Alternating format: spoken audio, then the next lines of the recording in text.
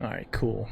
There it is. Cool. We should be live any moment now. Um, yeah. All right, we are live. So, Mike, we are back for the third There week we in a are. row now. Welcome. What is going on tonight? Well, we have a interesting show tonight because we have a lot to talk about from a Hmm. sky is falling, everybody's losing their mind perspective here in the Browns universe.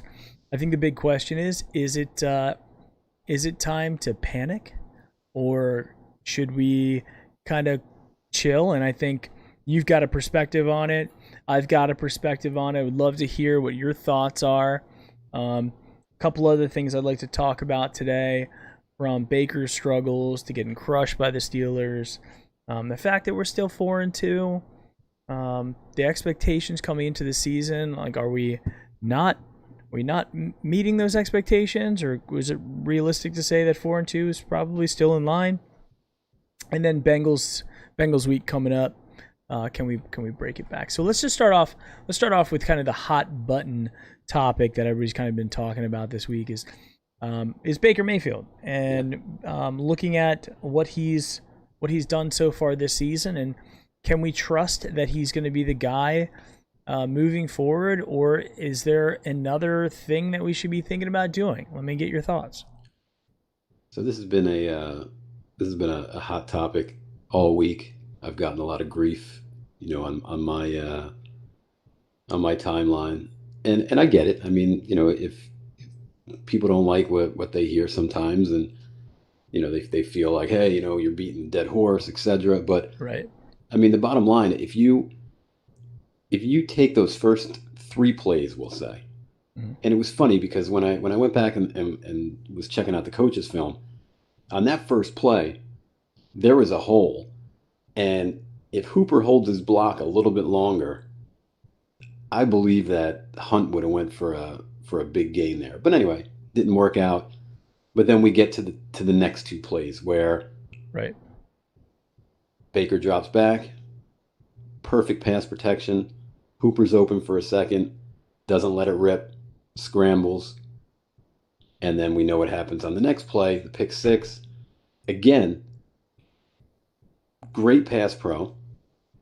And I mean, they were showing a too high look. And right as the ball was being snapped, you could see Minka Fitzpatrick start cheating up. And literally, and you've seen the play, Hmm. as soon as he takes that snap, he is dead red on Austin Hooper, and he never gets off him.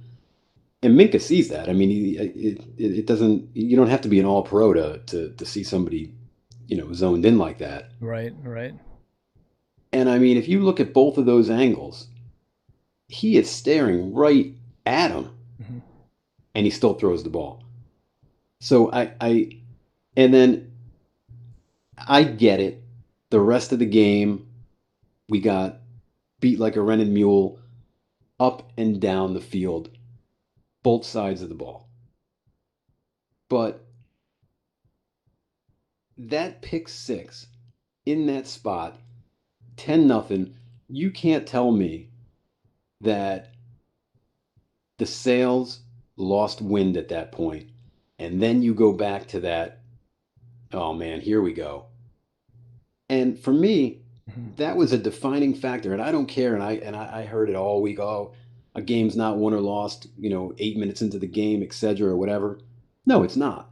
However, the way the guys approach each play, that does change when something like that happens. And that's what I felt, what I still feel.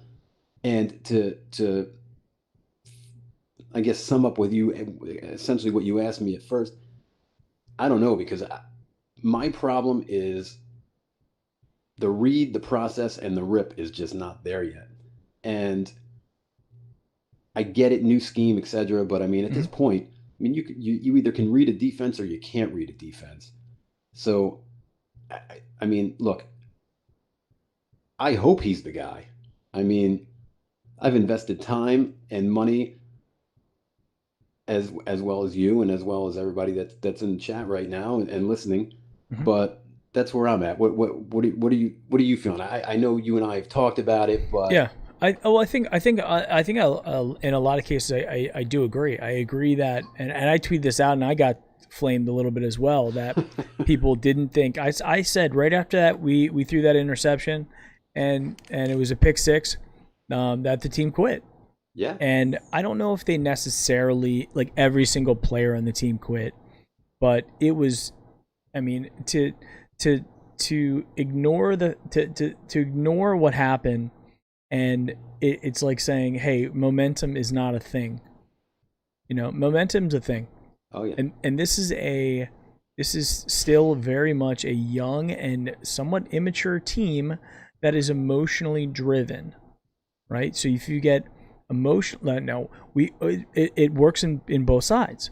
On one yeah, side, if we start doing really well, like in the Cowboys game, in the Bengals game, in the Redskins game, where like the smiles are there and the happiness is there, well then we're doing good and we're happy, and we ride that lightning rod, all the way, and it fuels us all the way to be able to do crazy things like, give OBJ a reverse, sure. with a minute left in the game to cap it off, right? So momentum works both ways, and especially it's like on steroids when you have a young and emotional team, right? Yeah, So I do think that, both in the Ravens game when we had an interception on the opening drive, and then in the Steelers game we had an interception that led to a immediate points on our opening drive. Those two plays, we don't have the mental capacity at this point, to be able to survive those devastating early blows like that. And that's where I stand on it. I think that, statistically speaking, I was looking at Baker, and if you look at Baker this year on ESPN, yeah, he's thrown for 1,095 yards, 10 touchdowns, 6 interceptions. So he's tied for 13th in touchdowns, tied for 26th in interceptions. QBR is a 67.9. How much you want to put into QBR? But yeah, looking at just his overall rating, he's an 84.3 rating. His rookie season, he was a 93.7. So he's just give him 84, 85 rating. From a yard standpoint, he's tracking to be somewhere around 4,000 yards, which is right around where he's been the last 2 years. He's tracking to throw somewhere around 30 touchdowns. He's just got to work on those interceptions. Because if you multiply out those interceptions, that's a lot of interceptions.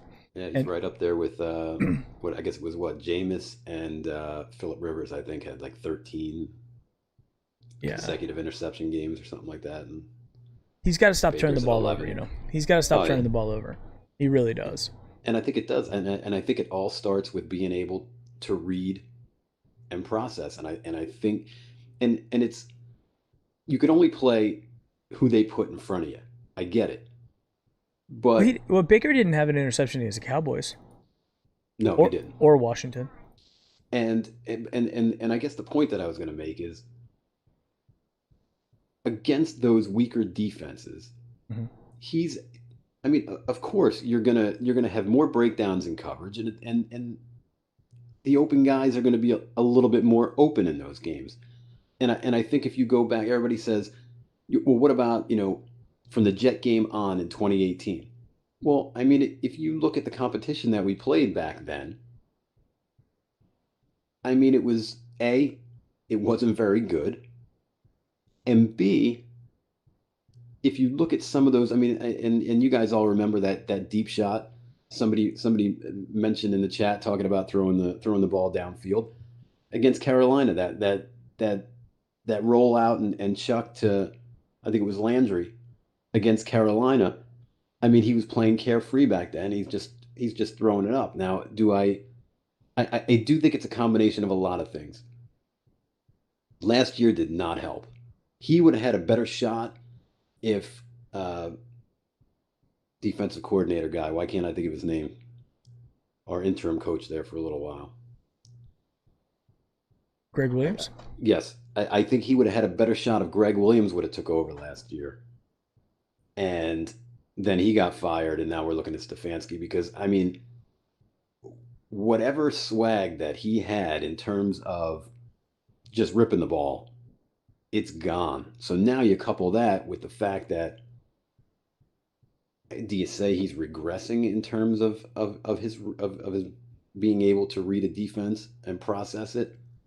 Yes. But I think that last year really hurt him as well. Hmm. But then it all comes back to the point of, he was playing easier teams. The competition was not as good on the defensive side of the ball. And when he starts playing teams that might give you a little exotic looks here and there and Hmm. can cover well and have a pretty decent pass rush, I mean, he folds like a deck of cards. And I mean, that's just the fact, you know? Well, and I think there's a couple things going on where, from just a sniff test perspective, Yep. I haven't honestly, and I'll be perfectly honest, I'm not looking at the film in as kind of detail as you are. It's more about like what I see day to day in the Hmm. games when we're watching them, and from what I can tell from Baker, uh, I don't see I don't see like Cody Kessler. I don't Right. see Colt McCoy. I don't see Deshaun Kaiser. Um, I don't see those guys in him. I see there's something more there, and I think that kind of frustrates us too because we have that expectation, first overall pick. This is his what, third year now, so it's now time to make that big step forward. And then if you're looking from a statistic standpoint, we're not seeing that giant step forward. We're seeing this weird feeling. And I got to tell you, man, I think the scariest thing for me after like where we are today Yeah. is where, so I don't know if you saw the article from Jake Trotter, who was talking about uh Baker. So Cleveland Browns quarterback Baker Mayfield loss makes 4-2 feel like 0-6. Yeah. And when he says the feeling throughout our building after that loss, 4-2 has never felt so much like 0-6 before. That's because we have very high expectation of ourselves. Um, I gotta tell you guys, I don't know if I'm necessarily buying that it's like an expectation of ourselves feeling. I think they're all disappointed. These guys, like, they're doing this for a living. We're just fans. Yeah. Obviously, we're heavily invested fans, but I mean, this is their job, right? So this is, where when they don't do well at their job, they hear it from the fans, they hear from the opposing team's fans, they hear it from the local media, from the national media. Their wives and girlfriends and family members are hearing it. Like, it's not an easy thing being these guys. And I think that it appears to me, like looking at Baker's interview today, the shave face Baker, Yeah. man, it feels like they're defeated and they could fall off a cliff very, very, like if we lose to the Bengals, it Yeah. will I, absolutely, like 4-3 will feel like 0-6. I totally get where you're coming from, where you're going with it.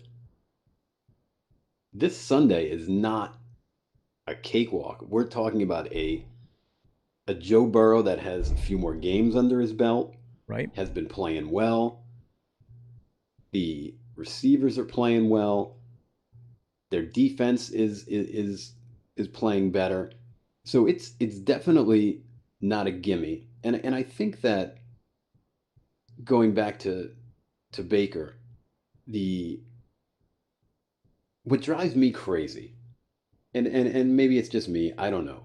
But I sent you a message today and alluded to it, but we constantly draft these guys that have, in my opinion, too much personality, right? For the franchise, for where the franchise has been, where we sort of still are, because even though we're 4-2, somebody could definitely pull the rug out from under us. And but with that being said, and I don't think that's the case, but it's like the mysterious ways of Baker Mayfield, like last year with the mustache and the trench coat, and so like today he comes out and he's clean shaven because now it's a new start, and he tries to put on now this persona that, he's cool, calm, and collected with the media. He's got his wits about him, and he's straightened that out. Mm-hmm. So instead of just coming out after getting baited and just saying, you know what, no comment. What does he have to do? I don't give a damn what they say. He just can't get out of his own way. Yeah. And it drives me nuts. And I'll tell you, I wasn't a Baker guy coming out. I was disappointed when we took him. I did like Darnold coming out. We know where he is right now. But I got to tell you, the other day, when I saw Josh Allen walk in the tunnel at the game the other day, and they lost, but that's fine. But I mean, here's this kid. You don't hear anything. You don't hear a peep about him during the week. Goes about his business. Shows up in a sweatsuit, ready to put his lunch pail down and go to work. Yep. Man, wouldn't that be nice to have something like that at the quarterback spot? I don't mean, know. I think so. I think you're right. It would be nice to have a just cool, calm, and collective type type quarterback. And then his wife gets into it. Mm-hmm. Like, I get it. People are idiots, sending messages to her and this, that, and the other thing. But right. It's all so soap opera to me. Like, I just, I don't know. Maybe I'm asking for too much, but and I agree, Kid Wilson, that he definitely cares about what they're saying, and he hears it, and he knows it, and by his reaction, because his wife is hearing it too, and they're talking about it. I mean, like, of course they're doing that. Here's the thing: if we want to go back to the draft, we had. I think for all intents and purposes, the pick would have been between Darnold and Baker because there was too much risk with Josh Allen with the number one overall pick. Because you take Josh Allen and you pick him third, you got two guys ahead of him that have the higher expectation. So he was able to do that. Plus, he's got a much more surprisingly stable environment there in Buffalo, right? Yeah. And so there's that. And then they keep adding little like role players onto that team that seem to be puzzle pieces that are fitting. I think there's no way we're going to take Josh Allen. There's no way. And there's also no way we're going to take Lamar Jackson. Like, there just wasn't going to do that with the number one overall pick. So it was Baker or Darnold. I would say Baker's done better than Darnold. So I would say we're in the plus there. But if you obviously stack rank them, it's Lamar Jackson, then Josh Allen, then Baker, then Darnold, then Rosen. Easily, right? That's how it all shook out so far.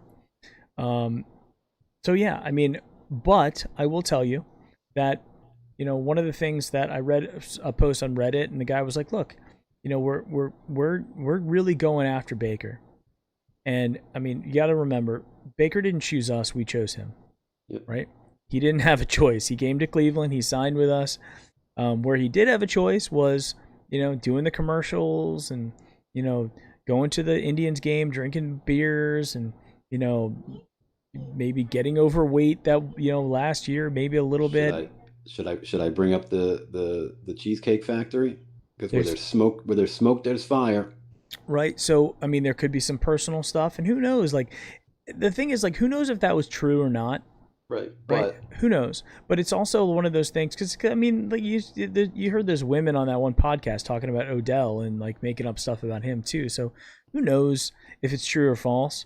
I think that, but all of those things, it just goes to prove that this Browns team, like you were saying, has a lot of personality, and when there's personality, there's tabloid. Yeah. And that's where you get this sort of thing. So when we're winning cures all, and everybody's smiling. When we're losing, and we're losing in the way, because my dad always talks about this, is like, it's not just about your win-loss record, it's how you lose, right? Are you in the game and they just beat you to the finish line? Were you winning and that you let them come back and beat you? Were you getting destroyed the whole time and you didn't have a chance? Right? And so I think where we are today, it's weird because like so far consecutively we've kind of talked and we've been like, this game is the test, right? So the Colts game was the test. We passed it. The Pittsburgh game was a test and we failed it abysmally. Yeah, it was. But now we didn't bring think the pencil to the test. Never mind. spelled their name wrong. Yeah. And then we got Cincinnati coming back, who, by the way, the first game, the Thursday night game in Cleveland, which obviously we had all the momentum, we didn't have any injuries. It wasn't a cakewalk. It wasn't a cakewalk, you're right. Nope. But we took care of business, and like I don't think any game this season for us so far has been a cakewalk, right? Yeah. We took care of business, and then we ended up ripping off 3 in a row after that to break off that nice 4-game streak. But if we go in and if you look at the history of the Cleveland Browns, and you and I have been fans for a very long time, how many seasons that we went in and beat the Bengals in the beginning, and then took our eye off the ball and let them beat us, the second time away in Cincinnati. It's happened quite a bit, and this is a Bengals team that although this is Joe Burrow's like mulligan year. Yeah. Right. Learn, don't get yourself killed. Throw a whole bunch of passes. Understand, get the speed and momentum. We're gonna put the pieces around you, right? So he's playing loose, just like Baker. Baker, his first season when it was his mulligan season, he played loose. Yeah. The next year you had the expectations. You had the Todd Monken, Freddie Kitchens, Franken offense, and then this year you get the new offense with Kevin Stefanski. So I mean, it's been. I think we have failed Baker as much as Baker has failed us, right? You know what I find interesting too, though.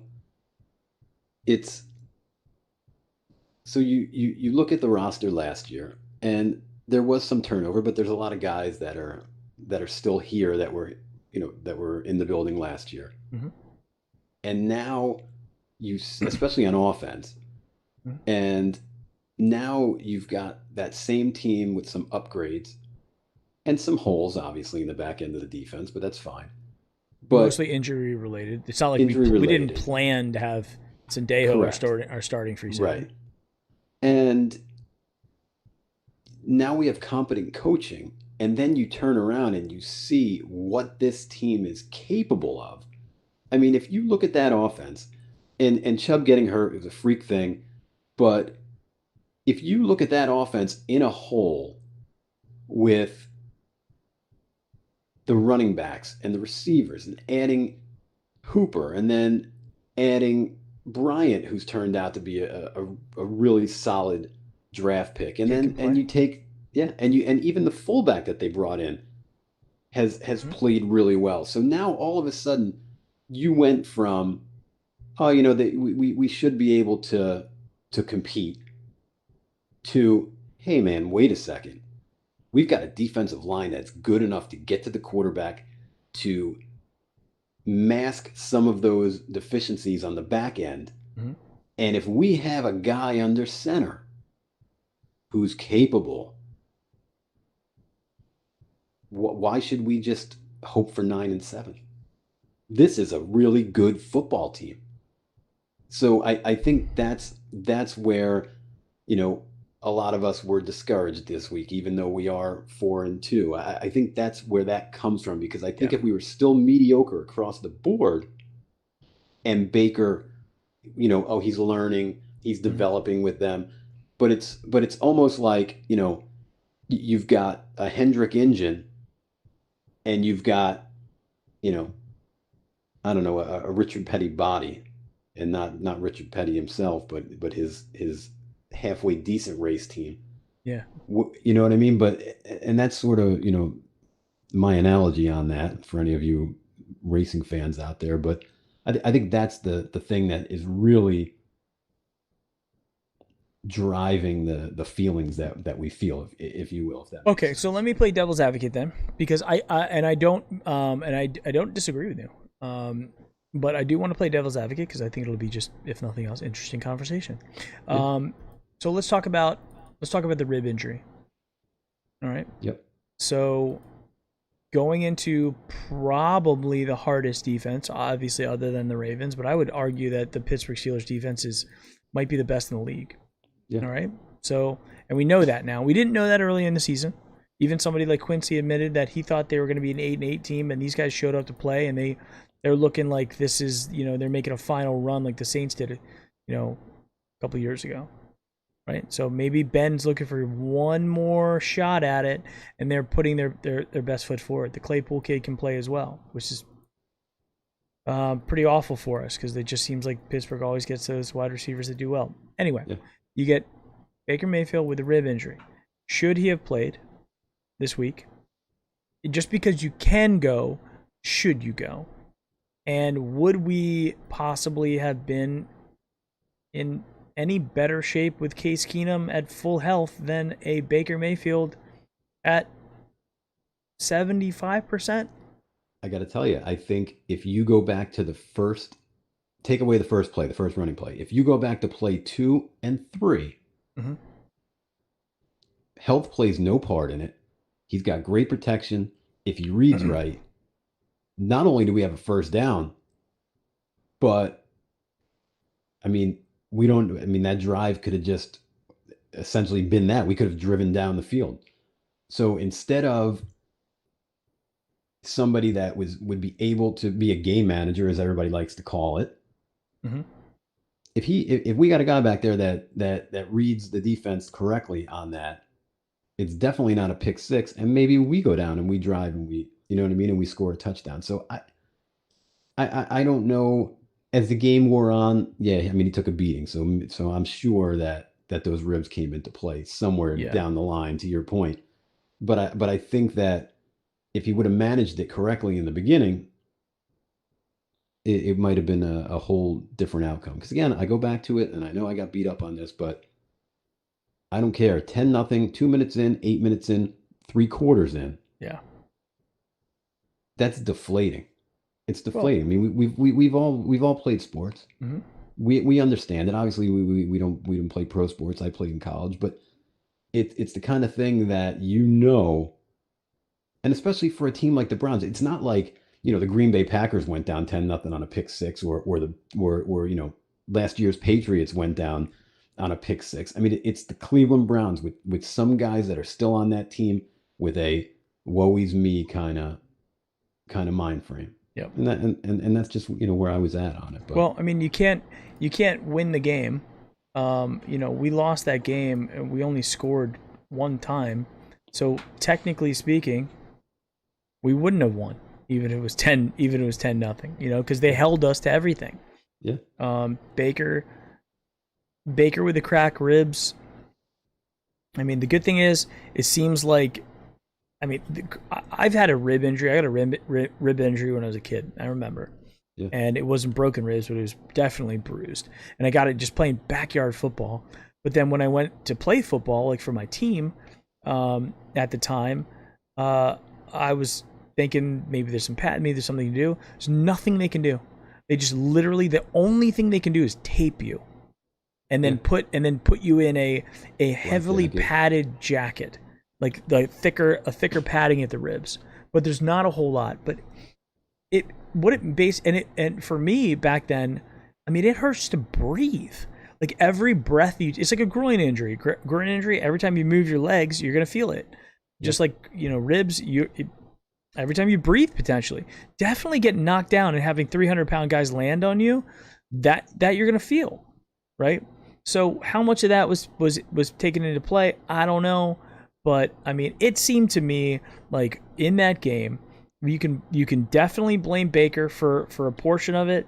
The defense didn't stop anybody. Was it Mitchell? Was it T. Mitch that got hit in the face with that pass from Roethlisberger on the opening drive that bounced off his?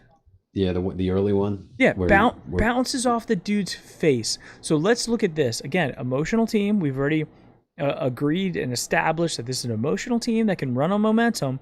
Imagine if the third play of the game, he catches that ball and he goes in for the pick six. And there were a couple of them. Or if he just catches the ball. Yeah. Yeah, and what about the other one where, I don't know, it was Ogunjobi. Somebody knocked it up in the air and then it just landed in a place where he couldn't get to it. Yeah, Ovi almost got there. Yeah, so if you look at it like this, I mean, we have been, and this is the one thing that I've been worried about for a long time. We talked about this as well. Will the turnover gods come back and say, hey, you've had enough? And it looks like, some of the breaks that we were getting in every one of those games that we won, stripping the quarterback, sacking the quarterback and getting the ball, or getting a random interception or a random fumble from Ezekiel Elliott. I mean, stuff like this has been happening. A pick six from, with Harrison right when we needed to. And then it just didn't happen against the Steelers. And they're a good team. And then they did it to us. And you lose those games, right? Yeah. But now the question is the team, have they seen enough? At this point, Stefanski said it. He's like, look, Baker's the starting quarterback. He's the guy. If he's healthy, he's going to go. We don't have a quarterback controversy. We're not going to Case Keenum. Case Keenum was brought in here to be a backup quarterback, and that's what he's going to be, right? So, but if Baker can't go for health, then Case Keenum comes in. And he, to be honest, when it comes to backup quarterbacks, it's not a bad one to have, right? No. So, not a bad one to have, and that's just what it is. I'm actually a little bit more disappointed. If Baker was as injured as it appears that he was, he shouldn't have gone. He shouldn't have came out in the second half. It shouldn't have been like, look, he's not being benched. He's injured, and let the kid be injured and come back from it. And I do think that, and there's a little bit of chatter in the chat about the longevity and the Haslams and whatnot, but I truly believe that part of the to-do list when they picked the new head coach was the Haslams essentially saying, look, we drafted this kid one. He's been mismanaged for several years now. Mm-hmm. If eventually you want to go a different way, okay, but we want to see if this works before we have to go a different route. Right. And I believe that, I truly believe that they're going to give, he's definitely going to get the year. There's no question about it. They'll see what kind of, progress and development he makes. Like I said earlier, you don't one day just wake up and you all of a sudden just start being able to read the defense post snap and be able to process and let the ball go. But you never know. They can maybe work magic with him, mm-hmm. and they could get through to him and maybe something will click. And by the end of the year, we'll all be laughing about it. And he would have, gotten that notch under his proverbial belt. But I just don't know. If you asked me what I thought, I think that he's going to go the rest of the year. We're going to see him do just enough against weak teams, mm-hmm. and against the tough teams, he's going to struggle. But yeah, so let's say that. Let's say he wins. He beats the teams we should beat. Yep. And let's say he beats the Bengals. We go 5-2. Then we'll have another test against the Raiders. Raiders are not a pushover team at all. Not at all. They are a playoff team, just caliber team. City. Yeah. Just beat the Super Bowl champion, the almost nearly unbeatable Kansas City Chiefs in Kansas City. They went in there and that's a statement that they made. Statement game, yeah. Right? If we lose to the Bengals, you can basically count that Raiders game as a loss, and we will be 4-4 going into the bye. Yeah. Where we had an opportunity to be 6-2. Next week is so big. Yeah. I mean, it really is for a multitude of reasons, but I mean, we have to be able to show back up and be like, this. Yes, we lost to the Steelers. Yes, we lost to the Ravens. That's fine. Behind us. We got to move on. We got to do better. We have a chance to go into Cincinnati. Not a far game. Shouldn't be super uncomfortable from a travel standpoint. Go in there, have us a good game. They don't have nearly the same coaching, the same level of talent, the same experience. That they shouldn't have any confidence about them after losing the first time and then having a current record of what, 1-4-1, and then also just having a game where they were up. What were they up, like 24 nothing or something? Yeah. And then they end up giving up 21 points in the second quarter, and then 10 points in the fourth quarter, and losing 31-27. Yeah. Right? To again, the one the a Colts, a 4-2 Colts team who was a little bit streaky as well. Right? So right now, if you think about, like, almost from a college football standpoint, our one quality win against a quality opponent is the Colts, and you can't take that away from us. I don't care what the media is trying to do. Saw that guy Dove, whatever his face is, putting out his tweet today. I don't know if you saw that, and just omitted the fact that we played and beat the Colts. Yeah, I did see that. It right now, if you look at ESPN and all those guys, everybody right now is piling on Baker and piling on the Browns. The Colin Cowlers of the world are doing it. And you know what? Colin ultimately might be right. Did you see that piece the other day? Which one? Uh, he was talking about. I mean, he went on a little bit of a rant, but it all made sense. And the premise of it was he was basically saying, sort of, I guess what I alluded to earlier, is that he's holding the offense back from being as good as they possibly could be. I mean, and he's not wrong. Well, you also got to look at what's available out there. Right. I mean, we have to look at what was available when he was picked, right? Who was available as a back? I think Case Keenum was a perfect guy to bring in as a backup. Yep. The only other thing that they could have done was they could have brought in, like, Jameis. Right. They could have brought in a Jameis Winston who, has been a knucklehead his entire life, basically, and throws a lot of, like, wacky interceptions as well. He's not a defense reading guy, but he's also somewhat young, so you could technically build around him. He's sitting there in the third string in the depth chart for the Saints, never going to sniff the field, right? So there's that option, and then so you got to decide. Really, I think the key thing is for the Browns. This is I've been thinking about it a lot, and you and I have talked about it. It really comes down to, what do you want to do within this window? Because we don't have the luxury of having a high enough draft pick to get a blue chip like Justin Fields or Trevor Lawrence. It's not in the cards, right? We're not going to be 1 or 2. And there's too many teams out there that have a real need at quarterback that we'd even have to compete with from a draft capital standpoint to be able to even sniff those types of picks. It ain't gonna happen. And we're not giving up the whole future for, like, Trevor Lawrence. We're not gonna give up, like, 5 first round picks. We're not gonna do it. And nobody should either. And Baker is good enough that with the offense around him, he should be able to beat the, I don't want to say bad teams, but the not so very good, mediocre type of squads. Yeah. We're going to start getting healthy again.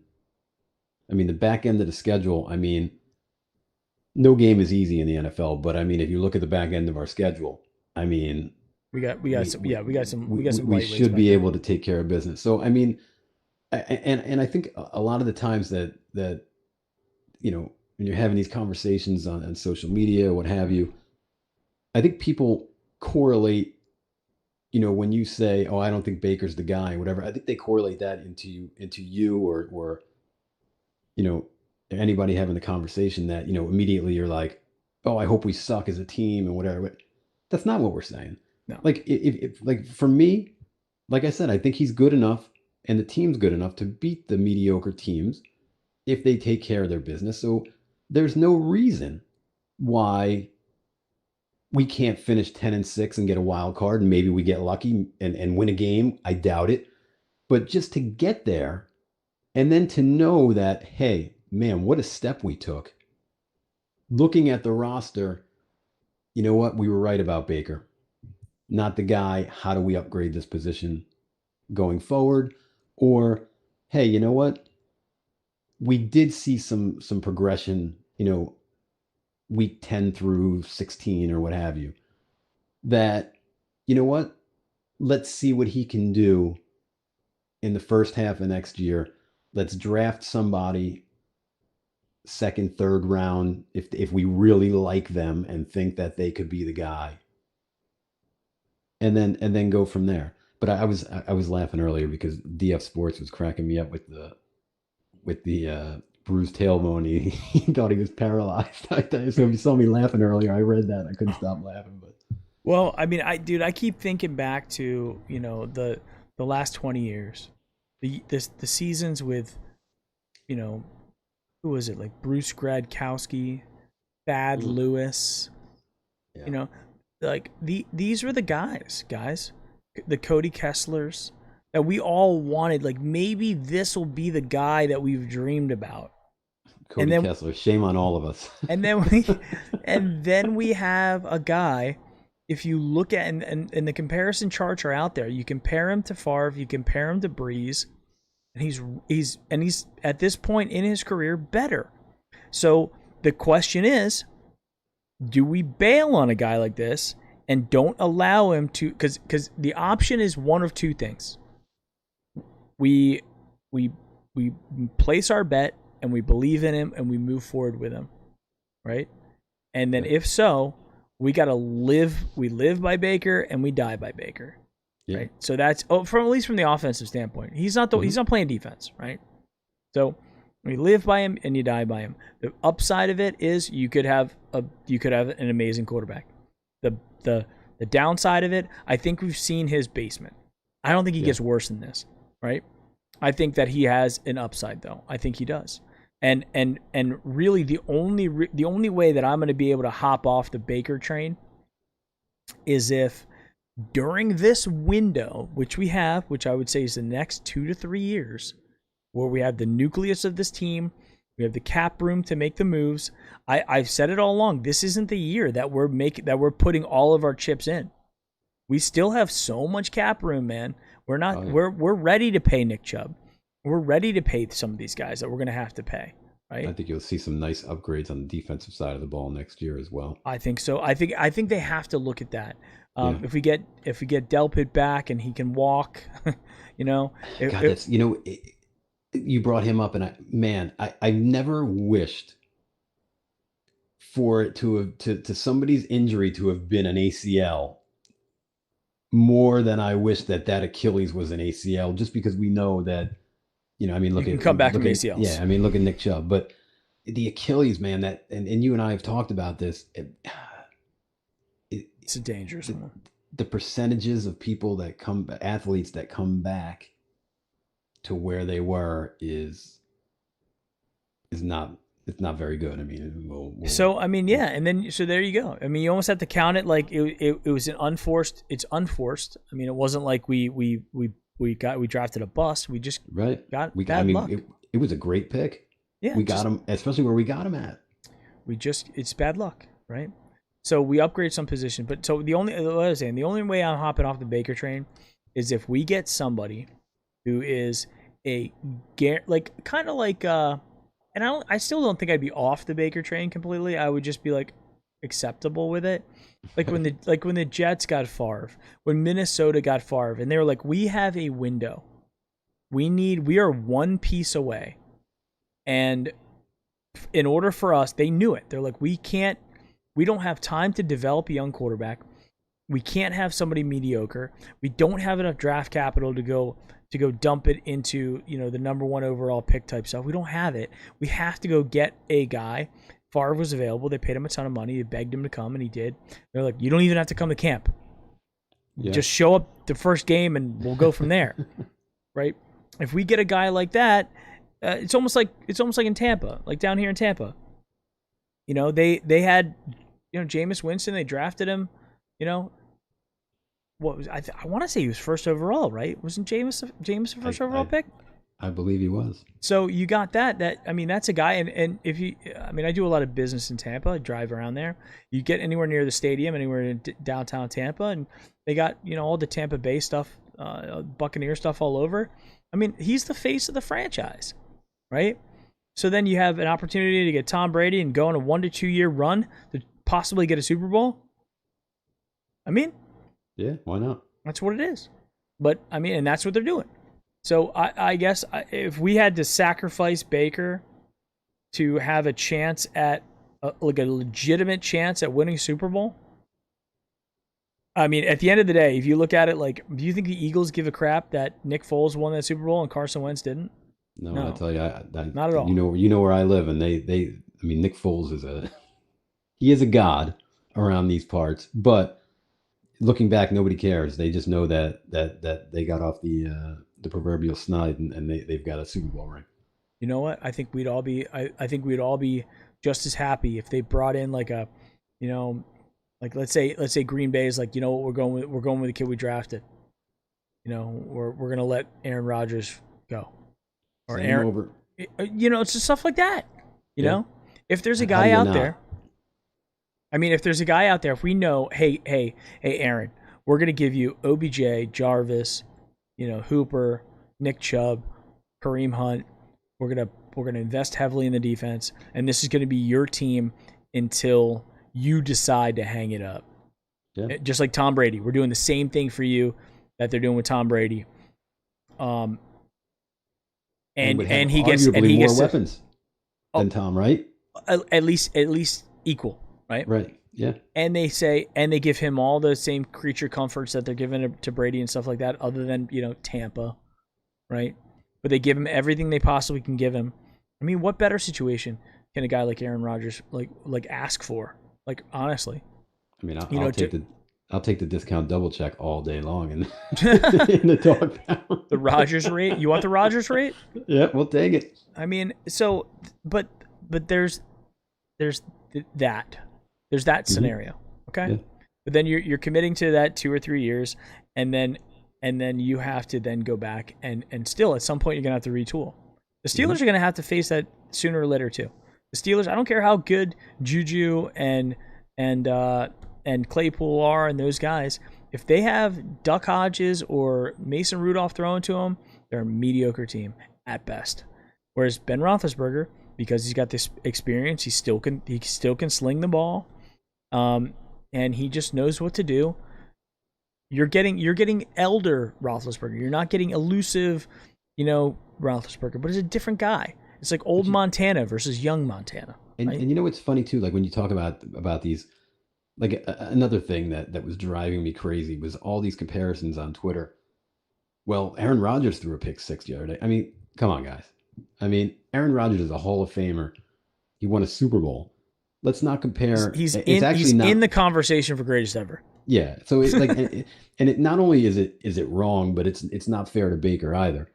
Mm-hmm. But the thing that when you look at the development, and I don't want to go backwards, you know, again on this conversation, but you take an Aaron Rodgers or you take a Tom Brady or somebody like that, if they throw a pick six or an interception a certain way, they learn from that, and they have learned from that, and you rarely see them throw the same type of interception 2 times in a row. You know what I'm saying? Where with Baker, it's like it's the same thing over and over again, and it's not like Aaron Rodgers was staring down his receiver and that's why he got picked off. He just tried to be a gunslinger and fit something in there, as opposed to just not being able to read, if you will. So right. Well, I mean, if you're looking at our schedule here, like I think you and I agree, this Bengals game now goes from we got this to this could potentially define the season. Would you say, I got this for you? Okay. Because if you remember, the Bengals game the first time was, I remember you and I were talking about it. I mean, that was a huge thing. That was the biggest game for us at that time after getting our doors blown off. Right. So would you say that this game is even bigger than that game? I don't know. I don't think I'd say it's bigger. I'd say it's similar, and it's very similar in importance. Yep. If not equally similar. I could argue that if we lose that second game on Thursday night at home against the Bengals with a rookie second game Joe Burrow, Worst team in the league easily by far.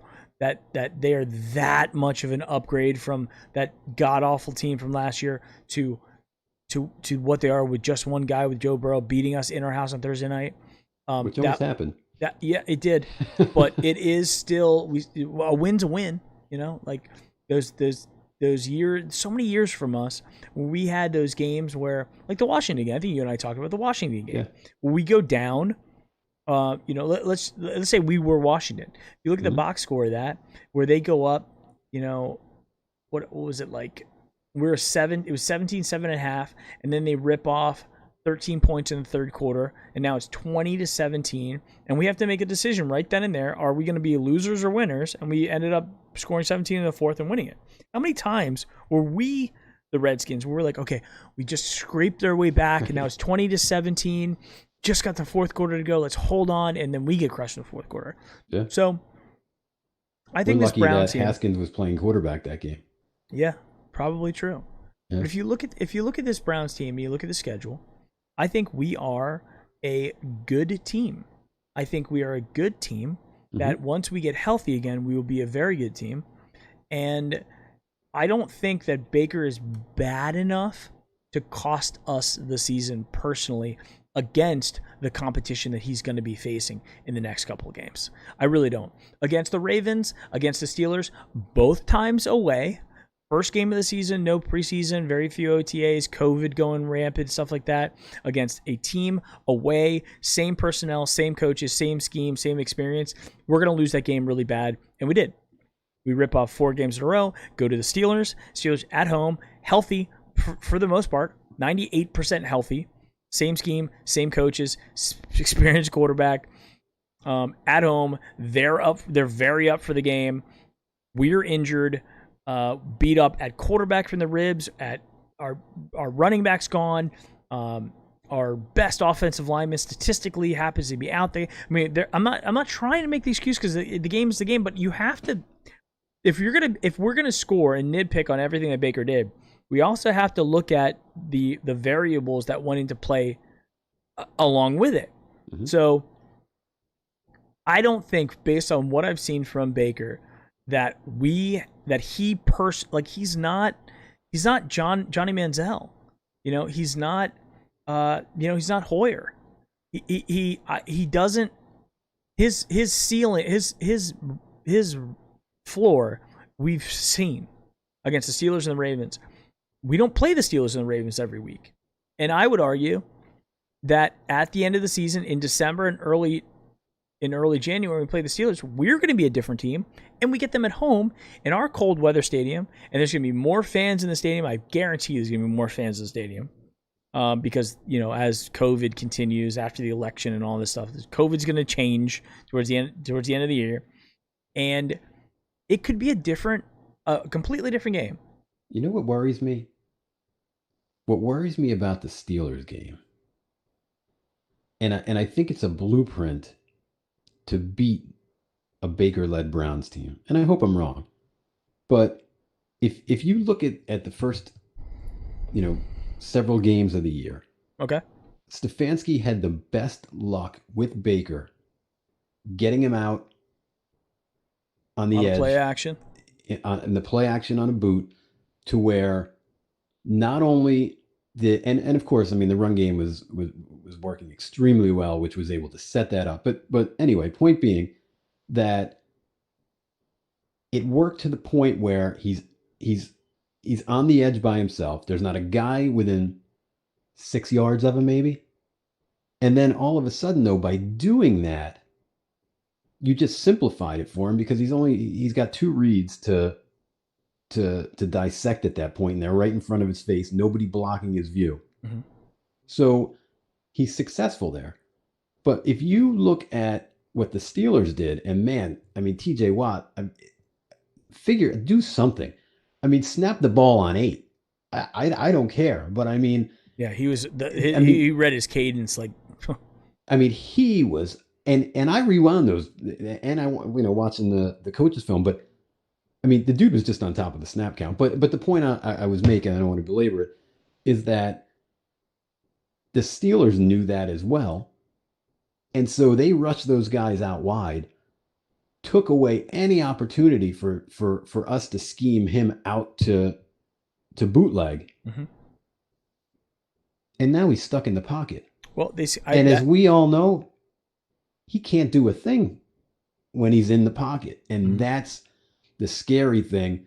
And man, if the shittier teams can figure that out, and if they have the type of personnel to do it, those easy games don't look so easy if they've got the horses on defense in order to be able to defend it that way. Yeah. Well, and I think that's the thing with Baker. It's not just. I think there's a lot of things. So I played quarterback in high school, mm-hmm. and again, it's nowhere near. I'm not trying to compare it to the pros, or even college by any means. But I will tell you that one of the things that I remember a lot, because I'm not the tallest guy in the world. I think I was like when I was playing, I was like 5'8" in high school, and we had big offensive linemen, and it was really hard for me to see over those guys and to be able to see into, like, maybe if a tight end was coming across the middle and I'm supposed to dump it off to him. And I tell my coach, I'm like, look, I don't have time, and when I do, I'm sporadically looking for the guy, and it makes me make decisions. If you force a quick decision, you're going to make bad decisions. Mm-hmm. Make me comfortable. I'm like, what makes me comfortable is being able to throw short passes or throw lateral passes, throw something to get that motion going. I love throwing slants. I love throwing outs. I love throwing little lateral stuff. And it made it so once you have that and they bite it, they have to respect those short stuff. Then you can do the out and ups or the slant post stuff. Like, you can do those sorts of things, right? So I think that's one of the challenges we have, is that not only are we still doing this, still playing this sort of offense that we have to wait for them to get 10 yards to 15 yards down the field for him to cock and throw the ball. That he doesn't have the time to do it, right? But what's funny too is if you look at last 2 weeks ago, I should say, when the Steelers go to Philadelphia, and Carson Wentz has not been playing that well, but Carson Wentz is not a one-trick pony, and he can play the quarterback position. He's had injuries that have derailed him, etc. But if you look at that, the Steelers couldn't run the same type of scheme that they ran against the Browns against the Eagles because Carson Wentz would carve them up. So now they have to respect the pass. And then you look at the stats from that game. First off, the Eagles almost beat them, and they had no business even competing with that defense that we saw last week. But anyway, put up 29 points.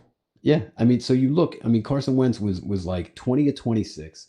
Nothing extravagant in the yard, like 250, 2 touchdowns. But his receiver, one of them had 7 catches for 152 yards and a touchdown, and then Miles Sanders was like 18 carries for 80 and 2 touchdowns. So it goes to show you that if you have a guy that can stand in the pocket and the defense has to respect that, you could hang with that Steeler defense, because now, as fast as they are, you sort of have them on their heels a little bit as well. Whereas, when you're playing a guy that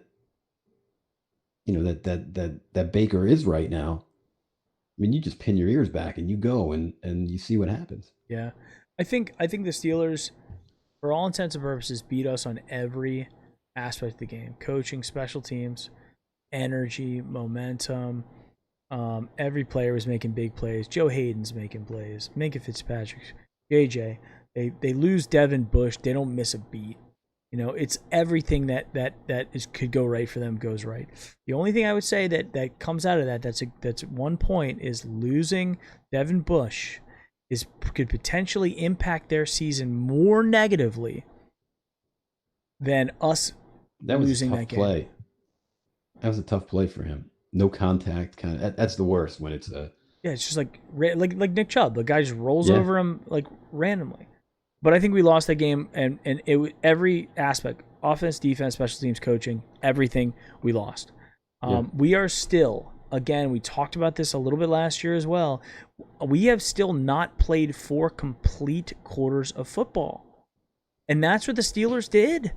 They played 4 complete quarters. The Ravens, they play 4 complete quarters. They don't give up. You cannot win in the NFL consistently and play consistently well and get the media and the Monday morning quarterbacks and the random fans like you and me off of your back if you can't pass the smell test, which is playing consistent football. That's the problem. So now we have a chance to play the 1-4-1 Bengals with Joe Burrow, and they shouldn't be coming into this game with any confidence either. They should be coming into this game going, "Hey, we might just get lucky catching the Browns in this weird funk," Yeah.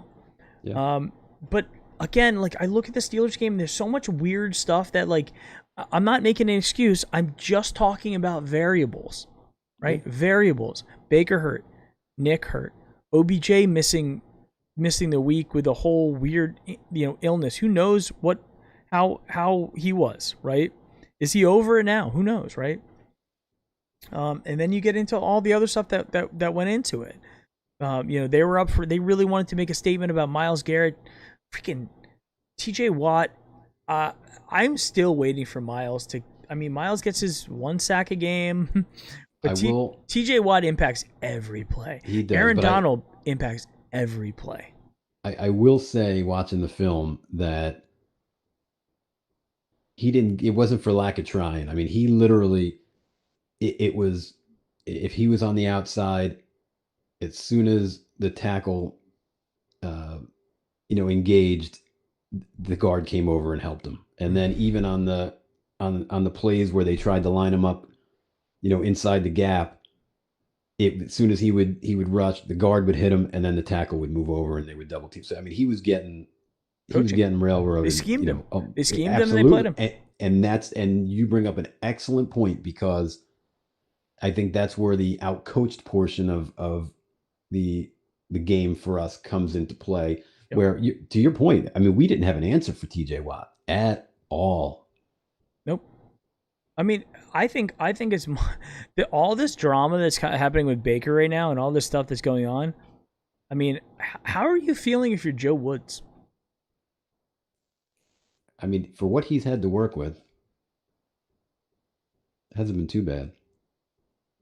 Well, look at the Browns. We've given up 38, 30, 20, 38, 23, 38. A lot of points were given up. And it really comes down, like, what's the best game we played from a defensive standpoint? Washington and the Colts, where we were getting all the turnovers. But our defense almost single-handedly let the Cowboys back in that game. There was a play on the and someone in the chat just called out his name, but there was a play on that first drive where they called a perfect run blitz with Sendejo. Mm-hmm. And oh my God, it was ugly. Are we gonna do anything at safety, or are we just gonna run with this guy? I heard that. I know everybody was hoping for like an Anthony Harris kind of thing. From what I understand, that's not a thing. And I quite honestly, I think you're going to, starting this week, and if they could stay healthy, I think you're going to start seeing a Joseph Harrison back end to the defense, I believe. And it's funny because somebody brought it up earlier too. Do we call Greedy a bust yet at this point? I think T. Mitch has been playing great, but God, I would have loved to have seen the development or lack thereof in the second year, of Greedy Williams in his second year. And what was really weird, so how long is he IR for the season or just a couple weeks? They said that Stefanski basically said it's a nerve thing, and they don't want to call it a whole year thing. It's up to the doctors, and if it and I don't know whether he's numb or what. They didn't really speculate on it. But what's interesting, Mike, is that if I'm not mistaken, that injury occurred literally. I think it was either 10 minutes after Delpit's injury or it was like 10 minutes after Mac Wilson. Whatever it was, they both went down simultaneously, but the other injuries were a bigger. It was almost, I think it was Delpit, where it was almost like, Delpit tore an Achilles and he's out for the year. And oh, by the way, Greedy went down with a shoulder. We think it might be a stinger, and now here we are, week Yeah. 6, and Yeah, and they were thinking like, oh, maybe Greedy will be back even the first game. We're like, where is he? Like, Yeah. what? Like, when's he coming back? and it was like, oh, maybe next week, maybe the week after, maybe, and then Just I looking agree. at Chad, Gary Washington asked Mike, why are you so hard on Miles but so understanding on Baker? I'm not honestly. I hope you guys don't think I'm being like a complete Baker apologist. I think the reason why I'm playing devil's advocate with Baker is because the quarterback position is it impacts the game. He touches the ball every play, right? Touches the ball every play, and although an edge rush is a critical position in the NFL, it is not anywhere near as critical, I think, as quarterback play. You can. I'm not saying that Miles is replaceable because I think his talent and his skill level and everything like that. I'm a huge Miles Garrett fan. Like, don't get me wrong. It just frustrates me when it's like I see guys like TJ and Aaron Donald and those guys just dominating and getting involved and interacting in every play. And there's a lot that I don't see, Miles doing. But I understand that he's getting double teamed a lot. I understand that they're scheming around him. I understand they're running away from him. They're not running towards him. I understand all that stuff. I just wish, I wish that he was getting that kind of stuff like TJ and Aaron Donald was. And I think he's got the ability to. I think him going out last year with that helmet issue. Baker wasn't the one who swung the helmet, guys. Let's bring this into reality. I think both of them as first overall picks. Those are the two guys on our team that deserve the most criticism, and those are the guys who are. Miles got paid. And Baker's going to have to prove himself to get paid. But if you get picked first overall, those are the type of draft investments that you can't afford to miss on. You really can't. And so I feel like it's fair to be. And I'm not saying Miles has statistically not been great. He has. I think he's great culturally. But there's something there that I'm seeing with some of these other guys that I'm like, where's that with Miles? You want to see, and you tell me if I'm wrong, but you want to see like the Lawrence Taylor version of Miles Garrett. Yes. Because he's that type of guy. Yes. Where you never saw Lawrence Taylor and Bruce Smith type right, guy. And I get what you're saying too. You're not saying that, he's bad or he's dogging it or etc. Right. It's just it's for some strange reason it just hasn't been in the cards the way that you take a Miles Garrett. Him and Aaron Donald would probably be the two best defensive players in the league right now. And by saying that, and you look at where and TJ, yeah, and you look at the position that Miles plays, and with that type of caliber and talent, you do. You think to yourself, a Lawrence Taylor, a Bruce Smith, a Reggie White, like that type of, ferocity and I can't even pronounce that word right now, but coming off that edge, and you expect that every play. Like, where's Miles? Where's Miles? Yeah. And it's not for lack of effort. It's just it hasn't come to fruition yet, I guess. Is it right? Is that that's 100%. I'm just looking for that. I'm looking for that Reggie White, that Lawrence Taylor. And I see that in TJ and Aaron Donald. See it. And I think Miles is great. I think he's great. I think he's elite. Right? I think any team in this league would love to have Miles Garrett. And we do as well. Yeah. but it's just like there's like one, like, I You hate know, to say this, but I see more, um I see more like, I don't know, like Jadeveon Clowney in Miles than I see Lawrence Taylor in Miles. and you on Lawrence Taylor. And somebody in the chat just brought something up which I find interesting too, is the way that he gets double teamed all the time. Why hasn't that should free somebody up? And it really hasn't in the Yeah, past couple it's games. like they can just absorb it, you know, Yep. and I think that, like, so Kid Wilson says Miles ever taken over a game. I don't know if Miles has ever taken over, like the Jets game last year. Yeah, you could say, I mean the but strip sack earlier in the year. I mean yeah, I mean he's been that's essentially a strip he sacks, changed the a couple game. of them, right? Yeah. So those are big plays. Again, it's like, instead of home runs, and we love the home runs.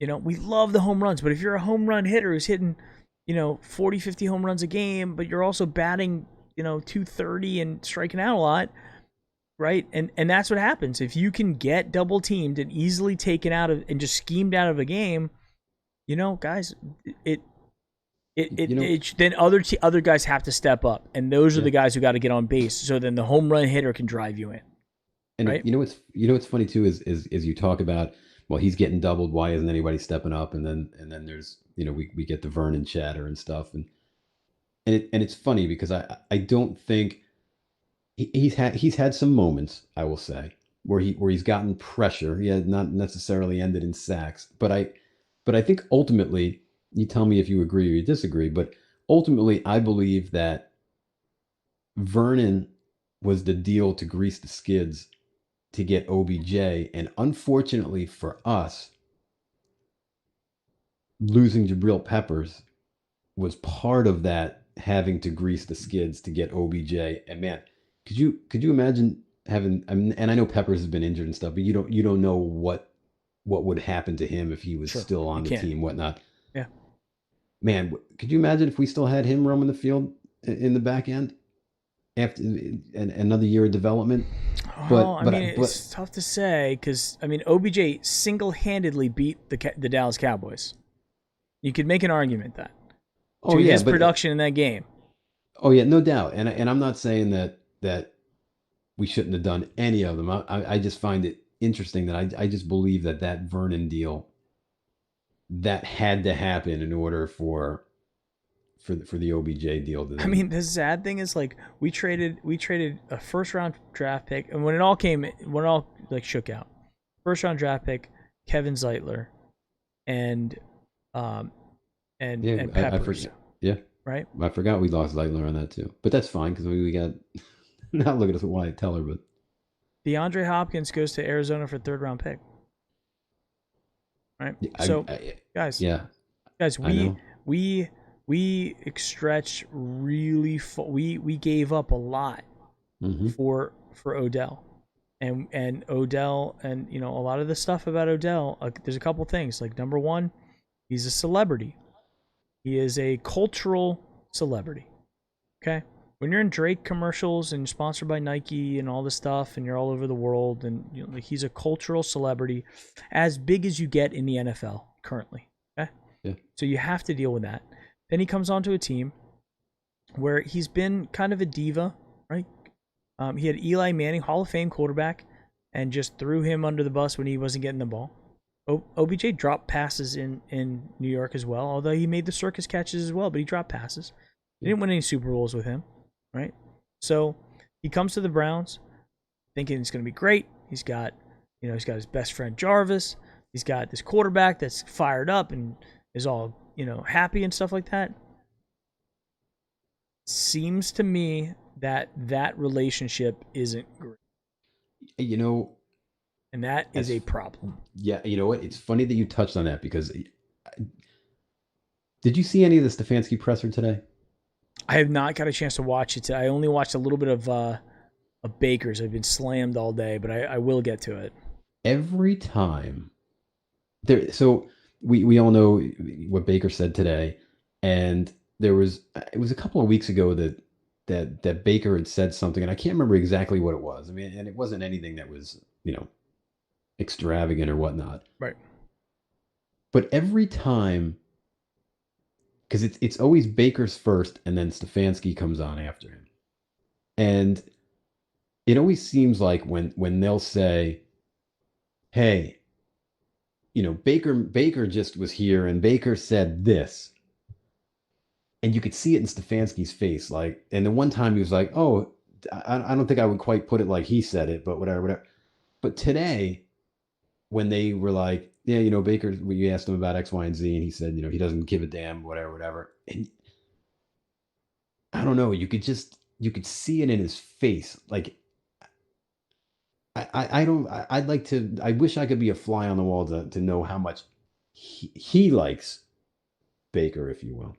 Yeah. Well, I think that also is gonna be put into play here, right? Because you have so I mean, just like just like in business, everybody's in it for themselves to a certain degree. There's Mhm. teams, right? But at the Yep. end of the day, you got to make decisions. Right. And when something's not going right, are you going to hook your wagon to a guy that you can't that you don't trust, right? A guy that you didn't hire, Yep. that you had no part in, you inherited somebody, or are you going to say, "Hey, listen, let me run the things the way you hired me to run them with my Yep. guy, with somebody who I know who can do it." Um, I don't think that him and Stefanski are best friends. I I would agree. clearly don't see it. They don't. I mean, they're not hugging like crazy on the sidelines or doing anything like that. So I don't think I he's mean, and best friends yeah, with him. no, and if you look at if I mean if it's plain as day, it's right in front of all of our faces. If you see the demeanor of Stefanski and the way he goes about his business and his life, I mean, you could tell that's how he is in his life. Mm-hmm. Those two wouldn't be friends if they met on the street. Yeah, Like I mean, you look at they're polar opposites. I mean, you look at Kevin Stefanski, Ivy League, you know, uh, dedicated to his craft. He's a Yep. he's in good shape, right? He's Yep. not he's not a sloppy individual in any way, shape, or form. He's married, kids, family is very important to him. Stability is really important to him. Even keel, making good decisions. I mean, for him to be with the Minnesota Vikings for like 14 consecutive, like this is a guy that consistency and and and almost like I just trust and consistency are important to you. You can tell Yeah. Baker is not trust and consistency. He No. is flashy, grabbing his junk, planting the flag, running from cops. Who knows Cheesecake Factory? Right. Who knows? Right? Who knows? Who knows? So I think the real Baker Mayfield is not the Baker Mayfield that we're seeing in Progressive and Hulu commercials and all that kind of stuff. Right? But So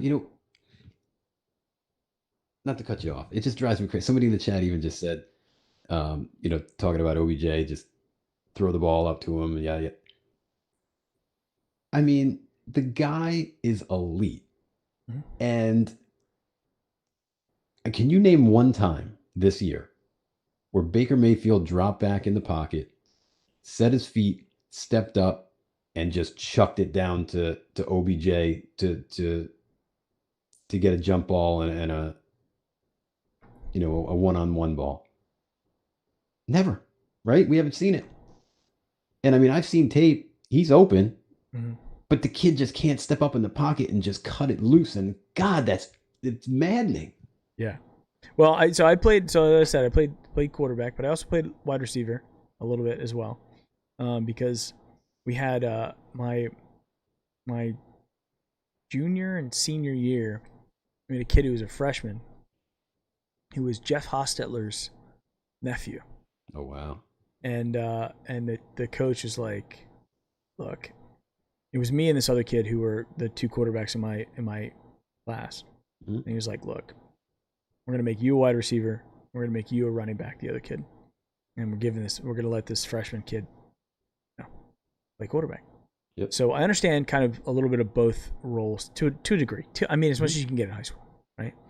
And I remember so many times with when it gave me perspective, right? Because when you're a quarterback, you want to try to throw the ball to everybody, and there's some things that you can't control, right? You can't control if you take a step back and somebody comes right through the line and just nails you. It doesn't matter how open your wide receivers are. Somebody goes right over top of the center and just crushes you. You ain't getting that ball out. Yeah. But then when you are open, and it's like, I was so open. It's just How'd you not see me? It's a touchdown. So it got to the point where I was like, look, dude, I was really open the last two plays. This one's going to be a running play. Next passing play, I don't give a shit what you're doing. Throw it at me. Like, I will get it. Throw me the effing ball. And so, like, there are times where you were the OBJ of your high school at that point. No, it was very much not like that. But in maybe of the JV team. That's fine. But they go, but so I do kind of understand to a degree where OBJ's, I mean, he's elite, like you said. He's top 5 talent easily. I mean, production, whatever, but top 5 talent easily at that position right now, where he is in his career. So it's tough when he's like, look, when he's going up against, other than maybe Marlon Humphreys, but like if you look at the guys that he goes up against, he's like, I am twice the athlete of this guy. I can beat him. I can beat the safety. I can beat anybody. And Baker's, and I think that's why Stefanski's going these reverses and stuff with him, trying to get him the ball. Just give him the ball, right? I think a great analogy for this. Like if I think of my former life and my music career and what have you. When you are at a certain level, talent-wise, you expect that the guys around you are of that same caliber and can bring the 100%. same thing to the table. Yes. So there were times where, I needed to play with X guy. And man, I got to tell you, the dude was a great guy. Fun to party with, have talk with, but as a player, he just wasn't in my caliber or my league. And as much as I liked him, even as much as a nice guy is, you start getting pissed and mad at the person because I just can't do it. You're just not good enough. I need somebody else. And I feel like that's sort of where OBJ is. I mean, think about it. Think of the talent, how talented the guy is. Mm-hmm. You watch the tape, he's open all over the place. Yeah. And we just don't have a guy that could get him the ball right now. Will he improve and be able to eventually get him the ball? Maybe. But again, back to my analogy, I'm ready and I'm good now. Dude, I need the same thing. I know exactly what you mean. I mean, in my job, I feel that same way, and I try to remember to have patience with people and try to put myself in other people's shoes. That people are different parts of the career and different experience level, different talents. So I try to, and I've really tried to have a lot more patience with people. And even though I'm stressed out or if I've got things I have to deliver and stuff like that, I try to like take 5 seconds, take a deep breath, and be like, all right, I got to give, I got to still have patience, be professional with everybody else. But then I could actually more relate it to like just when I play Call of Duty. I play quite a bit of Call of Duty, Warzone, and I don't think I'm elite by any means. I'm definitely not. But I've played a lot of Warzone, and I played before that a lot of PUBG, which is like kind of the predecessor in a lot of ways to a lot of these games. So I have a lot of experience with shooters, specifically within this genre. And when you put me on a team with killers, I can perform. I'm good. Most of the time I'm playing with my buddies, though. My buddies are like, they haven't played 3,000 hours of Battle Royales. They played, it's just like any other game that here's the controller, here I'm playing a game. So I understand where he's saying, because he wants to win, and it feels so good to win. But it's kind of like sometimes you got to go, hey, look, we're going to lose games because the talent around me might not be right. We're going to have fun doing it. And if we're going to win, I'm going to have to make the plays, right?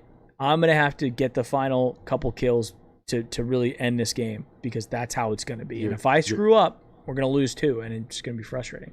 So You're making me laugh because I'll be honest. My whole life, all I ever played was sports games. So, Madden, whatever, baseball, NHL, NBA, whatever. yep, And me and my brothers would just, kill each other on that stuff. But yeah, um, I think it was when we got PS4 and my wife she's into the Call of Duty and stuff. So I'm like, oh yeah, I'm gonna get good at Call of Duty too. You would never want me on your team. I'm the guy. I tried to play. I played for like, no bullshit, probably like a week, and I was like, you know what? Not me. But I'm the guy that I'm trying to figure out. How do I go here? How do I hold the gun? And then all of a yep, sudden, so how I called it quits. You're gonna love this. So I think I'm starting to get the hang of it, right? yep, So I'm creeping around the corner, and there's this guy, and he's right there. And I'm like, oh my God, I'm going to get a kill. yeah. So I'm looking for my controller, right? I'm trying to figure out. I'm like, all right, all right. I got the gun. I got him. He's dead red. I'm Yep. getting ready to pull the trigger. All of a sudden, I see this arm come around my neck, The slice my throat, assassination. and I said, done. Done. Put the controller down. I've never seen the game since. You know, So you would not want me on your team. these kids that are out there that are playing, and some of the guys. I mean, I don't know if you follow those guys on Instagram. Like Jarvis put a post up yesterday with Jedrick. They're playing Call of Duty, getting wins, and flashing up their victory screen and everything like that. I know, dude. That game, I'm telling you, there's nothing else out there from I don't care if you're playing maybe if you're like playing in a poker tournament for a lot of money or something like that. But that rush that you get from winning those games is nothing like it. But these kids out there that are playing with a controller, man, these guys, they're gods with the controller. If you handed me a controller, I'd be the same way as you, dude. I'd be 100%. I am a keyboard and mouse guy. I've been a keyboard and mouse guy since I was, God, I don't know, 15, playing these types of games. So this is my instruments right in front of me here, Right. and I could do this with my eyes closed. But if you handed me a controller, I'd be the same. I'd be thinking about what button do I press now to jump, and I did that with Fortnite. Like my son has Fortnite for the PC, and we played on PC, and then he handed me the controller. I'm like, I can't do this. How do people play with the controller? It's the dumbest thing in the world. But it's just muscle. Like maybe you with the drums. Like some people look at that and be like, that is the most foreign thing in the world. That you can hit the drum and keep time and do all that kind of crazy stuff that you do to a layman. But somebody who's a talented, skilled person is like, oh yeah, no problem. Right, dropping the bucket. Yeah. So, but I understand the analogy. I think it's a really good point. I think that's probably, if I put myself into OBJ's shoes, going, I want to win. I don't care if I get one kill or I get 15. I just want to win the game, right? Now the games where you get the 15, like the Cowboys game for OBJ, it feels even better because you're like, we're not only winning, but I'm helping contribute to that win, to this team, to all the stuff. I get my Sports Center highlights, and my endorsement people are happy. Blah blah blah blah blah. You get all that great stuff with it. Then you come back and you get annihilated and humiliated against a rival, the second time in division. A lot of questions now start that get rose. Yeah. Right. You got to answer those questions. You got the national media crawling down your neck. You got fans crawling all over you. You got the local idiot media that are out there that are just trying to drum up drama and doing whatever they can. Right? But my advice to these guys would be like, look, you got to look at it like the first Bengals game. Put it behind you and move. And I think the best thing, the blessing for us in the first Bengals game was it on Thursday. Yeah. It's on Thursday. It's a national game. They're at home. Let's go. Let's really tee off and let's do it. And they played us tough. It honestly came down to an onside kick, right? Yeah. Now we got to go to their house, and coming off a devastating loss like we had. Yeah.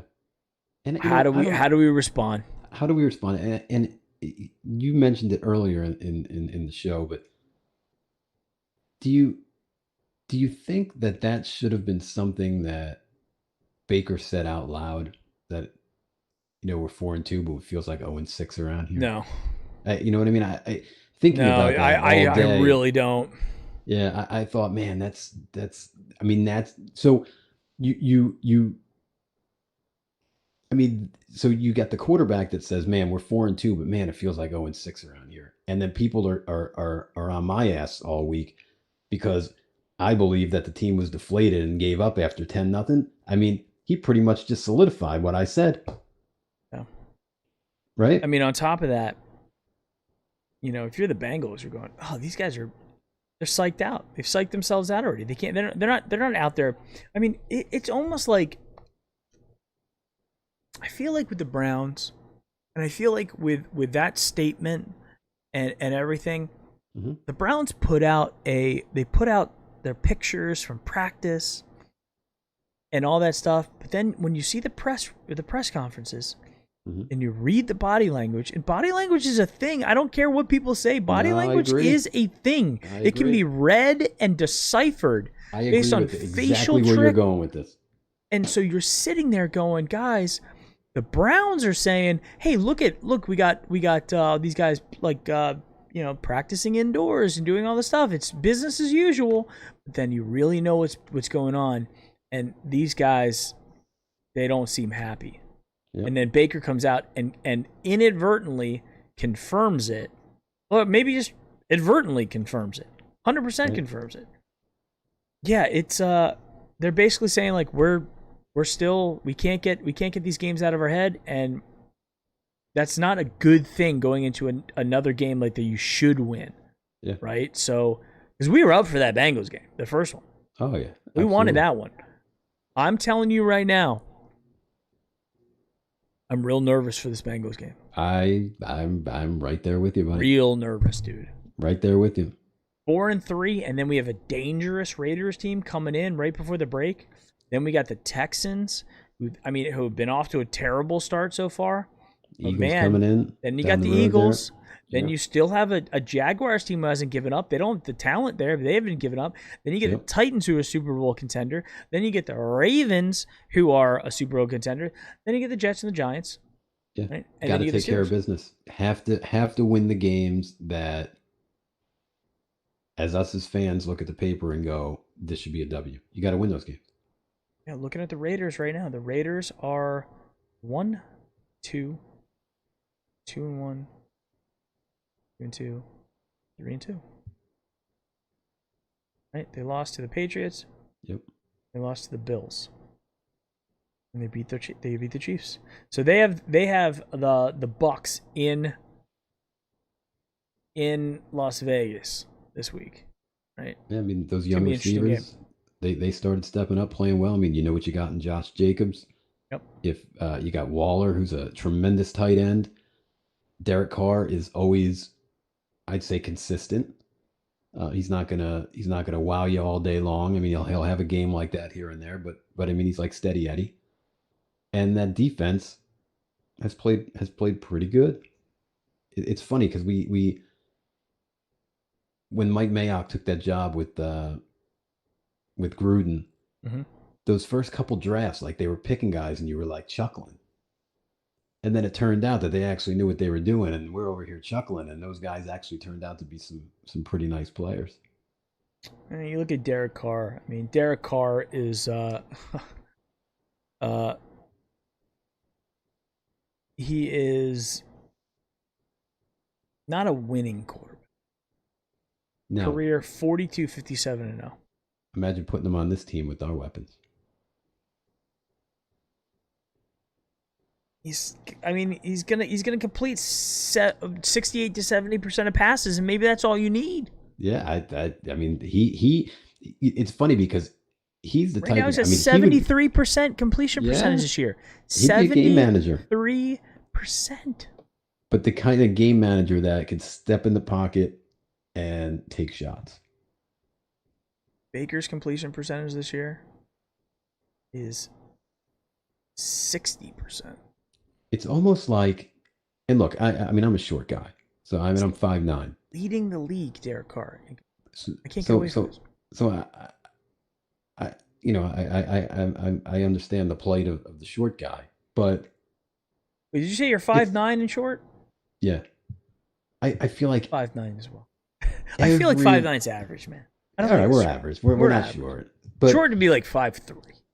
yeah, 5'6", you're like, yeah. Yeah, Man, 5'6" even. Like 5'9" is like the we're sort of we're at the point step. where like we're sort of like, it's not too hot up here and it's not too cold down here, kind of average human height.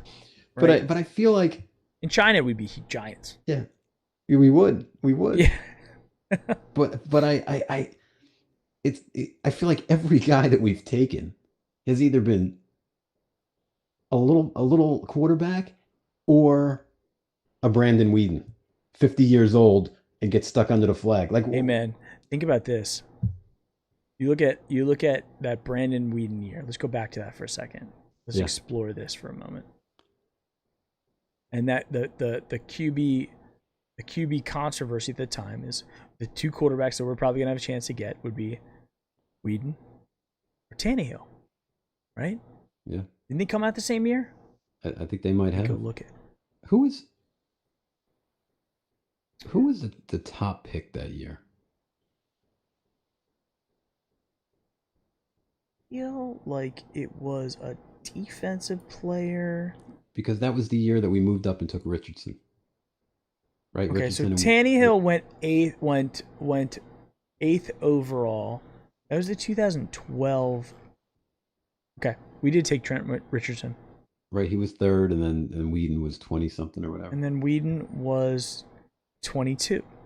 But we could have taken, that was the problem. We had the third pick, and Andrew Luck was number 1. Was it the new? Oh, was it Andrew Luck was Andrew Luck, then RG3, then Trent Richardson. The next quarterback was the Dolphins, who took Tannehill out of Texas A&M, which was everybody was like, really, right? And I got to tell you, I don't care what anybody says. The Shanahan's ruined RG3. Yeah, well, I mean, they basically just made him an option quarterback in the pros, and there was no answer that year. Remember, he hurt his knee, and then they put him back out. Still were running him out. They put him back out, and then he tore it, and then that was the end. But that draft was, well, you know who we could have taken in that draft? Who? Russell Wilson. Yeah, I mean, he wasn't there something about Russell that made him drop? Size. Didn't he get into trouble or something? Or was it size? He's 5'11", dude. He's not 6'1". Baker's 6'1". You know what's weird thing? Like Baker 6'1". You know Keenum? Keenum 6'1". You look at Keenum next to him. He doesn't look like the same. No, I think they're lying. You look like Baker looks like he's like barely 6 foot, and Keenum looks like he's like a tall 6'1". 5'11" I'd give Baker. I don't know. Baker. I don't think there's any controversy around Russell. He transferred from something happened. I can't remember what it was. He transferred from NC State to Wisconsin. So 3 years at NC State, 1 year at Wisconsin. I'm trying to see if there's. I don't think there was any controversy around. No controversy. Maybe I'm thinking of somebody. Oh, maybe I'm thinking of Dak. Right? Wasn't there something with Dak? Dude, I don't know. I didn't know anything about Dak when he came out. I was like, oh, Dak? I don't know. I didn't know anything about him. But then you look at Russell Wilson, arguably the best quarterback in the league. We took Brandon Weeden because we wanted the big, thick, giant arm, 40-year-old dude. Yeah, didn't care that he was like our age. You know what the sad thing about that is, too? When he got stuck under that flag, I knew it. Dude, I knew it from the day we drafted him. It's like that Brandon that the old quarterback. That's the same Chris Winkie experiment that happened back in good old Chris Winkie. In 1999 with the Panthers. We're gonna draft this 28-year-old dude, ex-baseball player, and he's gonna be ready to go. And I'm sorry, man, you can't just be older and that makes you better. You don't have those years of experience. That matters. Right. But who else did we pick that year? So we took Trent Richardson. And we traded up for Richardson. Remind me to tell you that story. We traded Minnesota. I don't know. We traded up one pick. With Minnesota, yep. Freaking Minnesota. Then we took Mitchell Schwartz in the second round. That's good. I mean, while it lasted, it was great.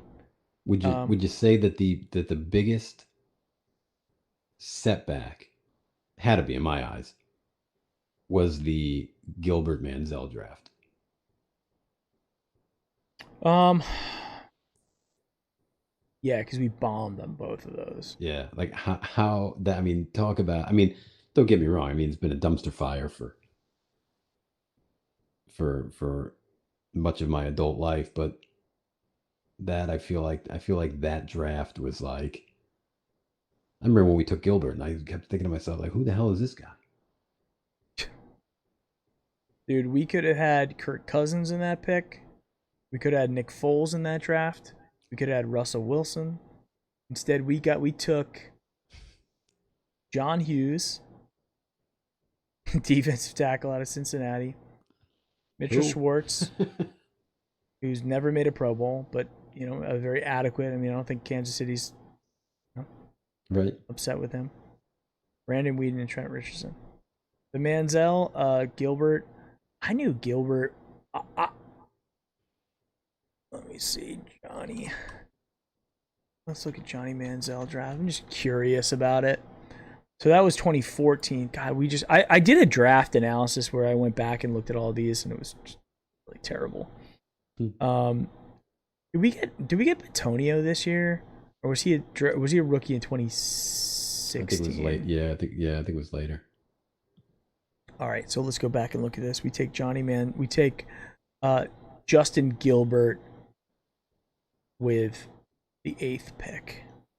That draft went Jadeveon Clowney, Greg Robinson, offensive tackle, G-Rob, who we ended up getting. Blake Bortles arguably had a decent career, early on, and still, you want to laugh? Still around.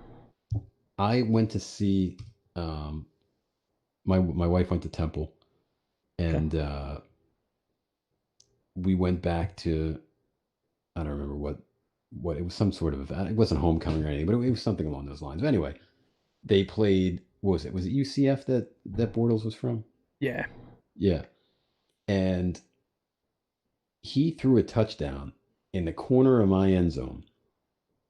And Temple plays at the Link, and nobody ever goes to the game. So, like, I mean, you could sit wherever you want to sit, but like, we're in like the second row of the end zone, and it wound up being like the catch of the year in college football. And the guy he threw it to, I can't remember. Was it Bashard Perriman? No, it was, oh God. If you looked at the roster, you'd go, oh yeah, that guy, because he did play in the NFL for a brief time. But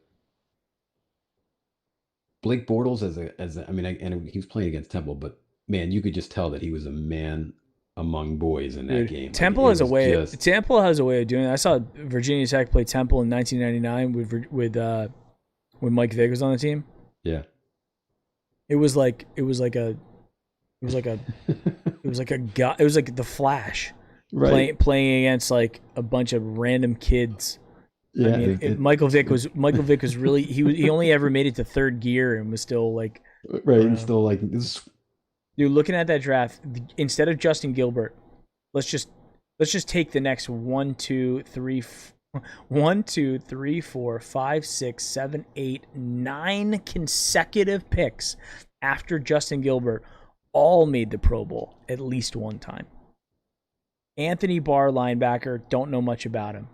Actually, very solid. Okay, don't know. What does he play for Minnesota? I don't. I think he's still in Minnesota. That's where I know him from. Don't know much about him. Very solid. Eric Ebron, Detroit Lions. Now he's solid career thus far. Yeah. I mean, massive upgrade over Justin Gilbert. Oh yeah. Taylor Lewan, offensive tackle for the Titans. Just tore his ACL. Odell Beckham, New York Giants. Aaron Donald, St. Louis Rams. Kyle Fuller, Virginia Tech guy, Chicago Bears. Yeah. That's a nice draft. Ryan Shazier, Pittsburgh Steelers, linebacker. Wow, yeah. Zach Martin, guard, Dallas Cowboys. And then Baltimore Ravens rounding it off with linebacker C.J. Mosley. Then you got two guys who then you got Brandon Cooks, who wasn't terrible, Calvin Pryor, and Jawan James, whatever. Clinton Dix, who is a safety currently, from what I think when I looked at him, currently just sitting on Dallas's practice squad. I mean, you literally could put a dartboard together And then Johnny Manziel. that says excellent, excellent, excellent, excellent, like 400 excellence and two Boom. like pieces of shit. And Yeah. we threw the dart and we missed 400 excellence and hit the two pieces of shit. You know what Pittsburgh and Baltimore does every year with draft?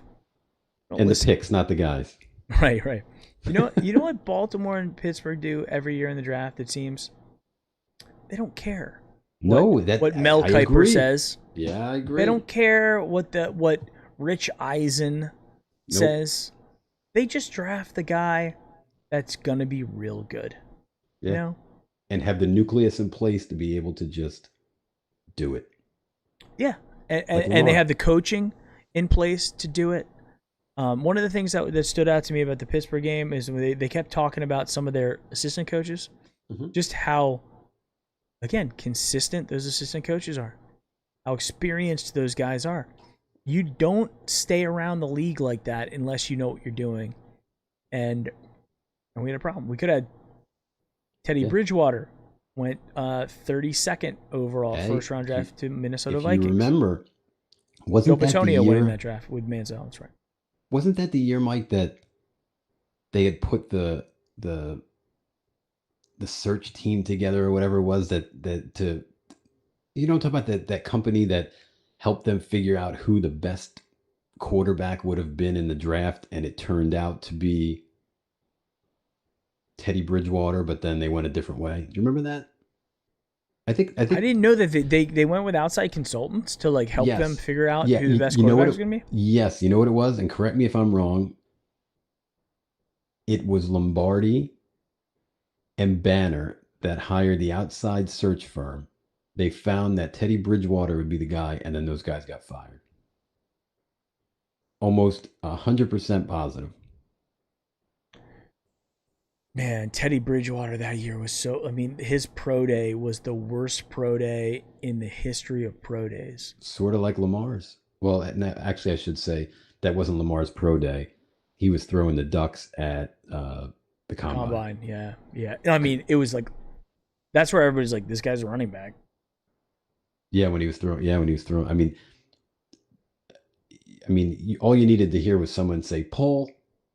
And I mean, that's the kind of duck that he was sending up. But Derek Carr, we could have had Derek Carr in the draft. Yep, that was that year. We could have had in that draft Odell Beckham, Teddy Bridgewater, Derek Carr. Let's go best possible. We could have had Odell Beckham, Russell Wilson, still Joel Bitonio, Jarvis Landry, and you know what? Throw in a running back, Devonta Freeman. Solid guy. No, but I mean, you can't do that because that's obviously just cherry picking it. But we took Johnny Manziel and Justin Gilbert. If you just take. I mean, honestly, dude, I'm looking at this. 1, 2, 3, 4, 5, 6, 7, 8, 9, 10, 11, 12, 13, 14, 15, 16, 17 of the 32 guys in the first round were Pro Bowlers. Solid. And then out of the first 36 picks, so that's out of 32, and that's 17 out of 32. Out of 36, 18, 19, 20 out of 36. You could have literally thrown a dart. Just thrown the dart, and you would have hit on one Pro Bowler. We actually did. I'm sorry we did actually hit on one. Because with the 35th pick, we actually took Bitonio. Yeah. So technically, we hit that. We honestly threw the dart. We threw the dart. We hit it with Bitonio. But, man, again, I think our stars would be aligned much differently. Yeah. If we didn't listen. And here's the thing, man. I blame this all. You know, and I never thought that it mattered at all. I never thought that this stuff mattered. Colin Cowherd again talks about it, and I was like, yeah, right, it doesn't matter. Teams with bad ownership win championships. So stop. Yeah. But coaches and ownership are give your franchise consistency. The Ravens have it with Harbaugh. They had it before with Billick. Yep. And the Pittsburgh Steelers they have one coach for a generation. Yeah. I mean, think about that. They went from Chuck Noll to Cowher to Tomlin. That goes back to the freaking 70s. Yeah. That's consistency. They figured out the recipe. Meanwhile, we go with who do we have? We had Cornell, Pettin, Chudzinski. Remember the Chud year? And everybody's like, wait a second, hold on. Literally, they couldn't pay anybody. Couldn't get anybody. No. And that, I think, honestly, if we can't get to the playoffs this year, and if this thing implodes, which I think, honestly, the wick is on fire right now. It can still get stamped out, but it's on fire. It's on fire. It's burning. It's been lit. If this thing implodes, I can't even imagine. I just got to tell you, I am so sick of the Haslams, and I think that they are an inept couple. And I think that I would say, just if you can't do it with these guys, stop putting us through it. Just sell the team. Right. Sell to somebody who freaking knows what they're doing. I don't know. Because you got to put blame somewhere. And it starts with where the decisions are. Because Hugh Jackson wasn't the right guy. Fred Williams wasn't the right guy. He was right about Baker. Freddie. Who's that? Somebody in the chat said you. Hugh Jackson was right about Baker. Yeah, I think that. I don't think Baker's. I just don't think that he is like the complete verdict is out.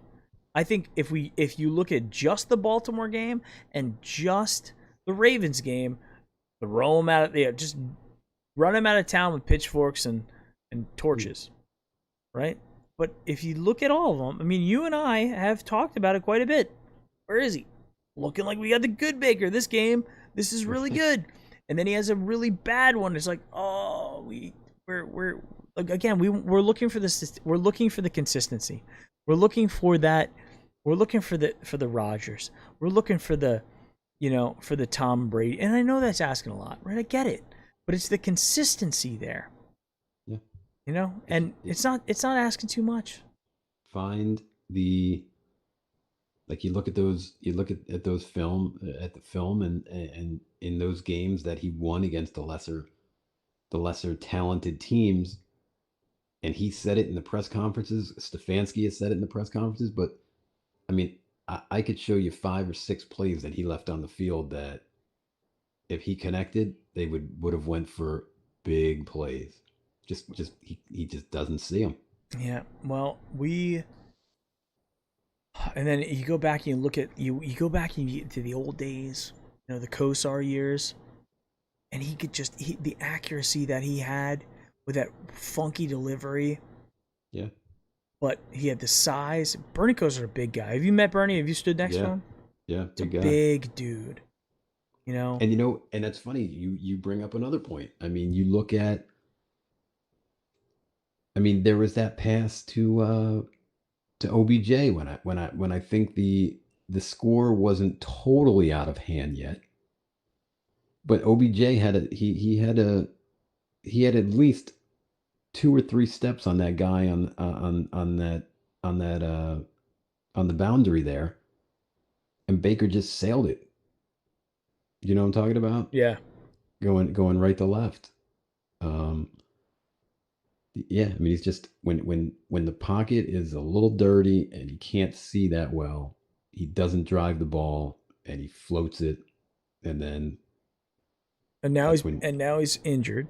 So he is legitimately injured and he's playing through it because he wants to. He knows that if he gives up, if he sits out a game, When Case Keenum goes in there and lights it up, Yeah. that's almost all. That's almost all the foot in the door that Stefanski and these guys need to go. We're gonna let Baker heal. It seems like Case has got the hot hand. No reason to rush Baker back. Let's keep going with it. And then you get into a situation where you're like, now he's won 3 games in a row. Do we even want to go back to seeing what Baker can do? Especially if Case Keenum starts lighting it up with OBJ and Jarvis and they get all excited and we get Nick Chubb back and then it's like, all right, well maybe we just Baker knows that he's like, I'm gonna die on this field before you take the decision out of my hands from an injury perspective. Because I think if Baker goes down and Case Keenum lights it up, not saying that Case Keenum's going to be our guy next year, but this year could be all they need for anybody who's in the office going, yeah, this is fine. And then he gets Trubisky'd and he doesn't get his 5th option picked up. Right. And and then who do we know who the free agent quarterbacks are going to be next year?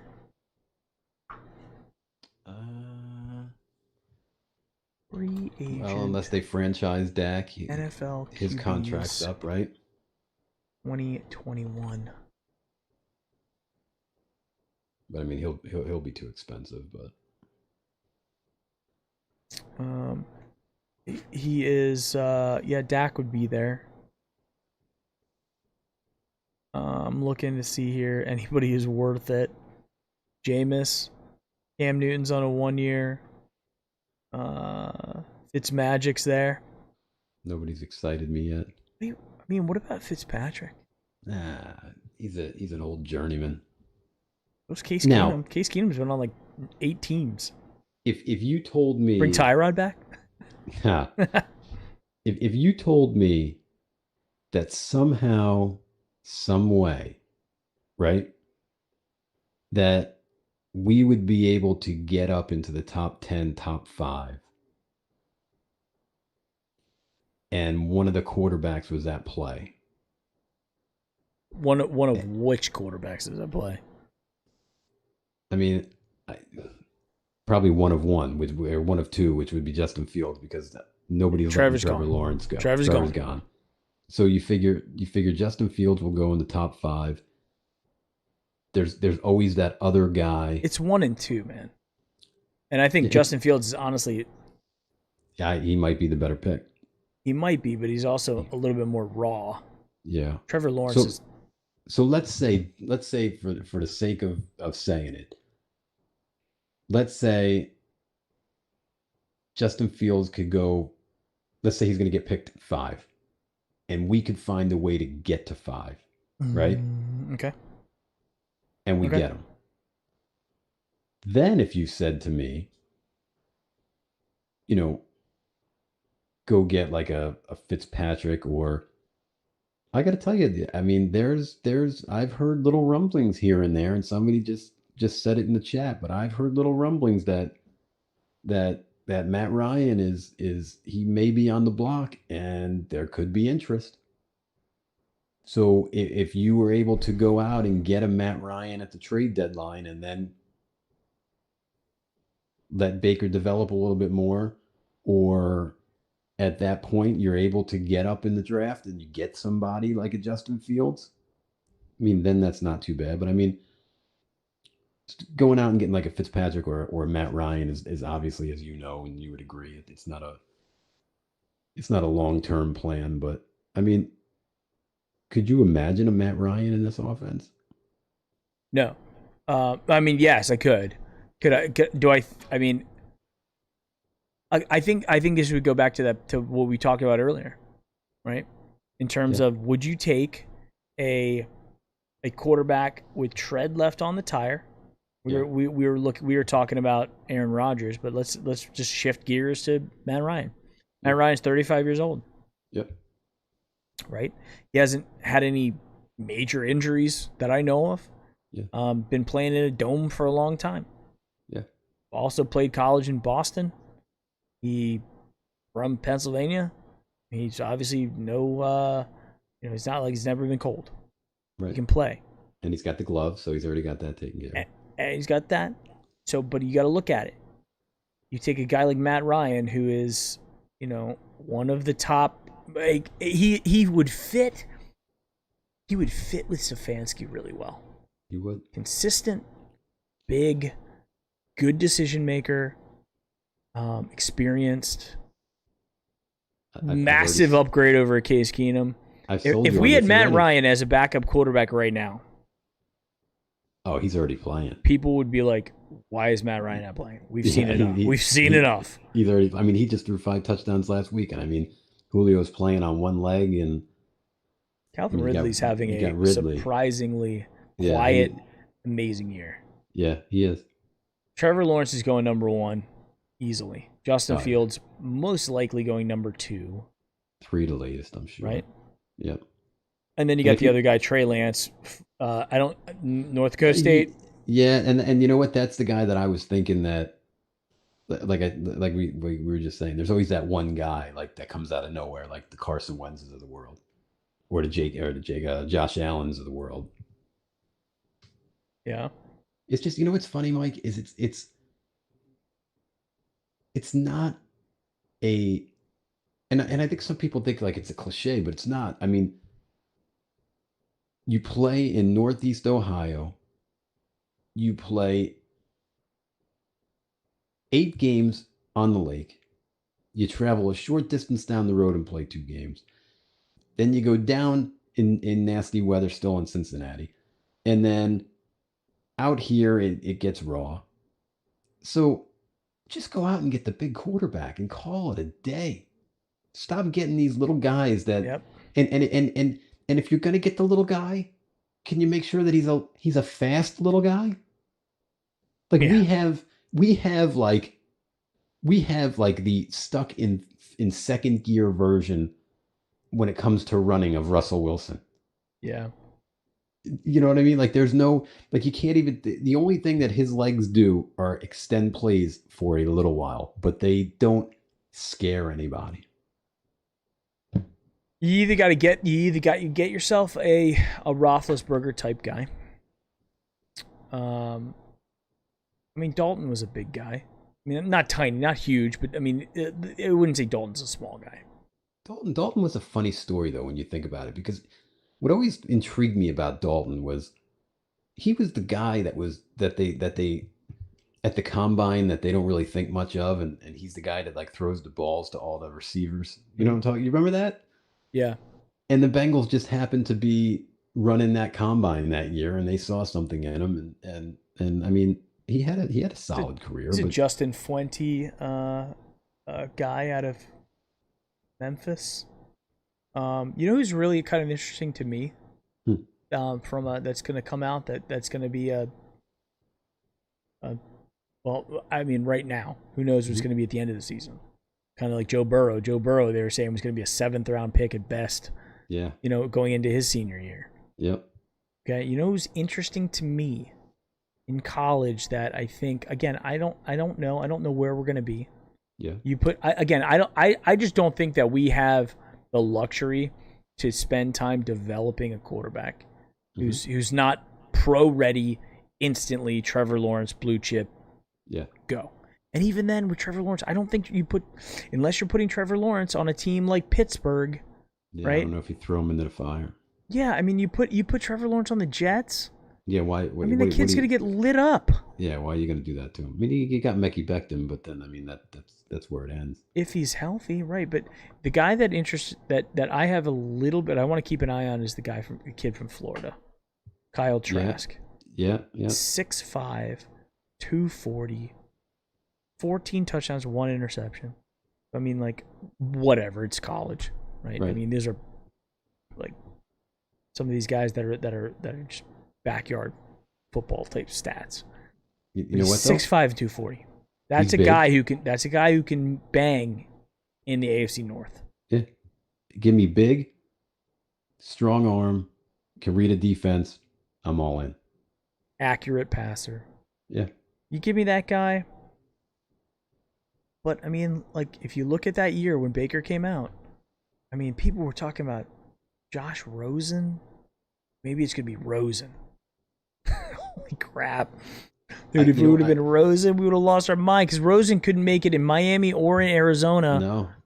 And same shit situation that we had with Hugh Jackson and those guys. Yeah. I mean, at least Baker got through that. And we already talked about it earlier, so I won't go back to it too much. But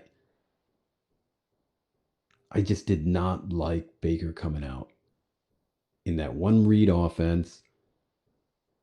And you know what the other thing is? I'm the type of person that like I think of certain things and I go, yeah, nope, not going to work. And one of those things to me is if the quarterback wins the Heisman Trophy award, I don't want him on my team as my quarterback because they suck in the NFL.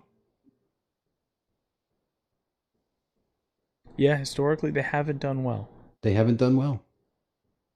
They have not done well. So it's almost like they peaked in college. They're like, we're like you hit it there. You can go be on college game day, and you're gonna always have a spot somewhere. Yeah, like when you looked at Baker in college, I mean you couldn't find any tape where he was heavily pressured because it never happened, and it was a snap the ball, read one guy, and let it go. What about Trevor Lawrence? You think Trevor Lawrence is going to win the Heisman this year? I don't even know. I don't even understand what I got to be honest with you, Mike. Like I see the Buckeyes are playing on Saturday. Like I don't even understand what's going on. Like I don't. Yeah. I don't. What the hell is going on with the college football? I don't even understand what college football is this year. I don't understand it. Like I feel like the games are being played on Tuesday at 2:50, 2:55 in the afternoon. Like I don't get it. I don't understand it. Yeah. I don't know. Like what's the end game? Is it just to get these guys to be able to show some for the next level, or is there going to be a national championship? It's a good point. The year's jacked anyway, but it's confusing. I think everything's confusing. I think Trevor's going to win it, or Travis Etienne. The kid's good too. That running back they have one. But then you got. Go ahead. Then you got Fields, and you got the quarterback from Alabama, Mac Jones, and you got a quarterback from Florida, the guy we just talked about, Kyle Trask. Then you get, running back from Alabama, tight end from Florida, whatever. These guys aren't going to win. It's either going to go to Fields or it's going to go to Trevor Lawrence. And it would be funny if Fields won, just because if you go back to the Elite 11 when these guys were coming out of high school, the number one seed in the Elite 11, because I think they have like 30-something quarterbacks that go in to the initial, and then they whittle it down to 11. And the number one seed the entire time, number one was Trevor Lawrence, and number two was Justin Fields. And the kid who won the Elite 11 that year is Justin Fields. Interesting. Who ends up going to Georgia. For some reason, they don't want to give him the job over Jake Fromm. And then he ends up dipping. Trevor Lawrence. It was just like, nah, Jalen, we're gonna give him the job. So it's like Dabo was a little different from the Georgia experience, I guess, that Justin Fields. Anyway, what were you saying? I told you I don't even know. I lost my train of thought, but then quickly another one popped into my mind, and I'm going to give you this scenario. We'll wrap up after this, guys. What if you and I we could talk all night? We probably could. We really could. Like we could have a Wednesday show, a Thursday show, a Friday show. And we move in together. Yeah, we never. Our wives would be like, "You guys shut up." Right. My wife's like, "How long are you gonna go?" I'm like, "I think we're only gonna go like an hour and a half." Yeah. She's like, "Great, I'll be in bed. Just whenever." Yeah. I told my friend 15 minutes ago. I'm like, "I'll be on in a second." I'm like, "We're wrapping up," and I'm like, "We can't stop talking." That's funny. We and then I'll actually get to the football thought, and then we can wrap it up. But there was a show that was on TV a little while ago called Sleepy Hollow. I don't know if you ever. Yeah, I remember that. If you ever caught it with the whole Ichabod Crane thing, whatever. So it was a cool show. We haven't seen it in years, and it's fall. So she was like, "Hey, why don't we start watching that again?" So I said, "Okay, yeah." So we started watching it last night. Is it still on the air though? No, we're watching on Hulu. Okay. So she says to me tonight, "Hey, do you mind if I watch a couple of episodes without you while you're doing the show?" And I was like, "Yeah, I mind. We just started watching the thing together. You got me into it. Now I wanna see it." It's great. So she goes, "Well, fine, but I'm gonna tell you right now. If you go past 9 o'clock, I'm gonna start watching it without you." So it's 9:16. I don't hear it yet, but just like on draft day, I'm on the clock. Yeah, 100%, 100%. But my Final thought football, about football. yeah. So my final thought, and I'm going to throw this at you, and this could we could go down a rabbit hole now for another 20 minutes. But Okay. the off season comes. Baker's Baker. He's no better, no worse. And the Eagles decide, you know what? We're going to go in a different direction. We're going to start Jalen Hurts. And Carson Wentz is on the block. We have the opportunity to take him.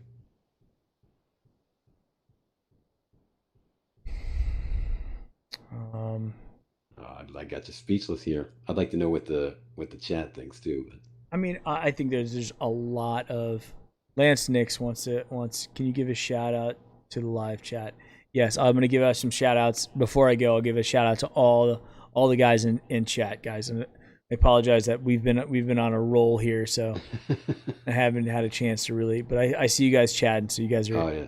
You guys keep all. the chat alive, you know. Yeah, I'm enjoying it.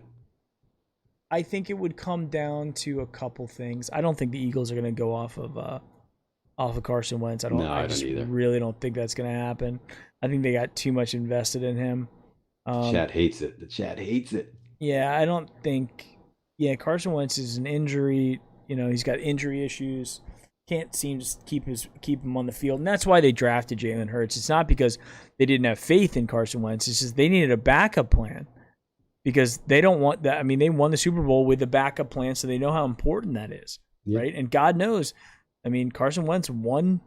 They might also know even more about his injury history, you know, that might say, like, the knee might not be that bad. Maybe he's taking a couple shots to the head that they don't like, right? So they're just hedging their bet with that, right? Remember that season he was having that year, though, before he blew the knee? I mean, it was a Super Bowl year when Foles. Almost MVP season. I think he would have been. He was. I mean, he had. And they won the Super Bowl with Nick Foles. Crazy. They won the Super Bowl with Nick Foles. Who Nick Foles? If he would have like demanded a trade or something like that, or if he was a free agent, he would have been given. I mean, somebody would have handed him everything, right? Yeah. So and then he comes back the next year and he gets hurt again. Yeah. And still almost wills them into the playoffs. It was the next year, 2 years out. I don't know. Yeah, I think it was the following year. I think it's going to be a situation that I don't think the Browns are going to be in a situation where they're going to give up anything for a guy. I think they're going to wait for a guy to fall to them. If Baker's not the guy, and if we don't make the playoffs this year, it's done. Baker's gone. Yeah. That's it. Like it's really playoff. And then also progress. Playoff and progress are the two things that have to be seen from Baker. And you know what, guys? You know, it's a cruel world. And life isn't fair.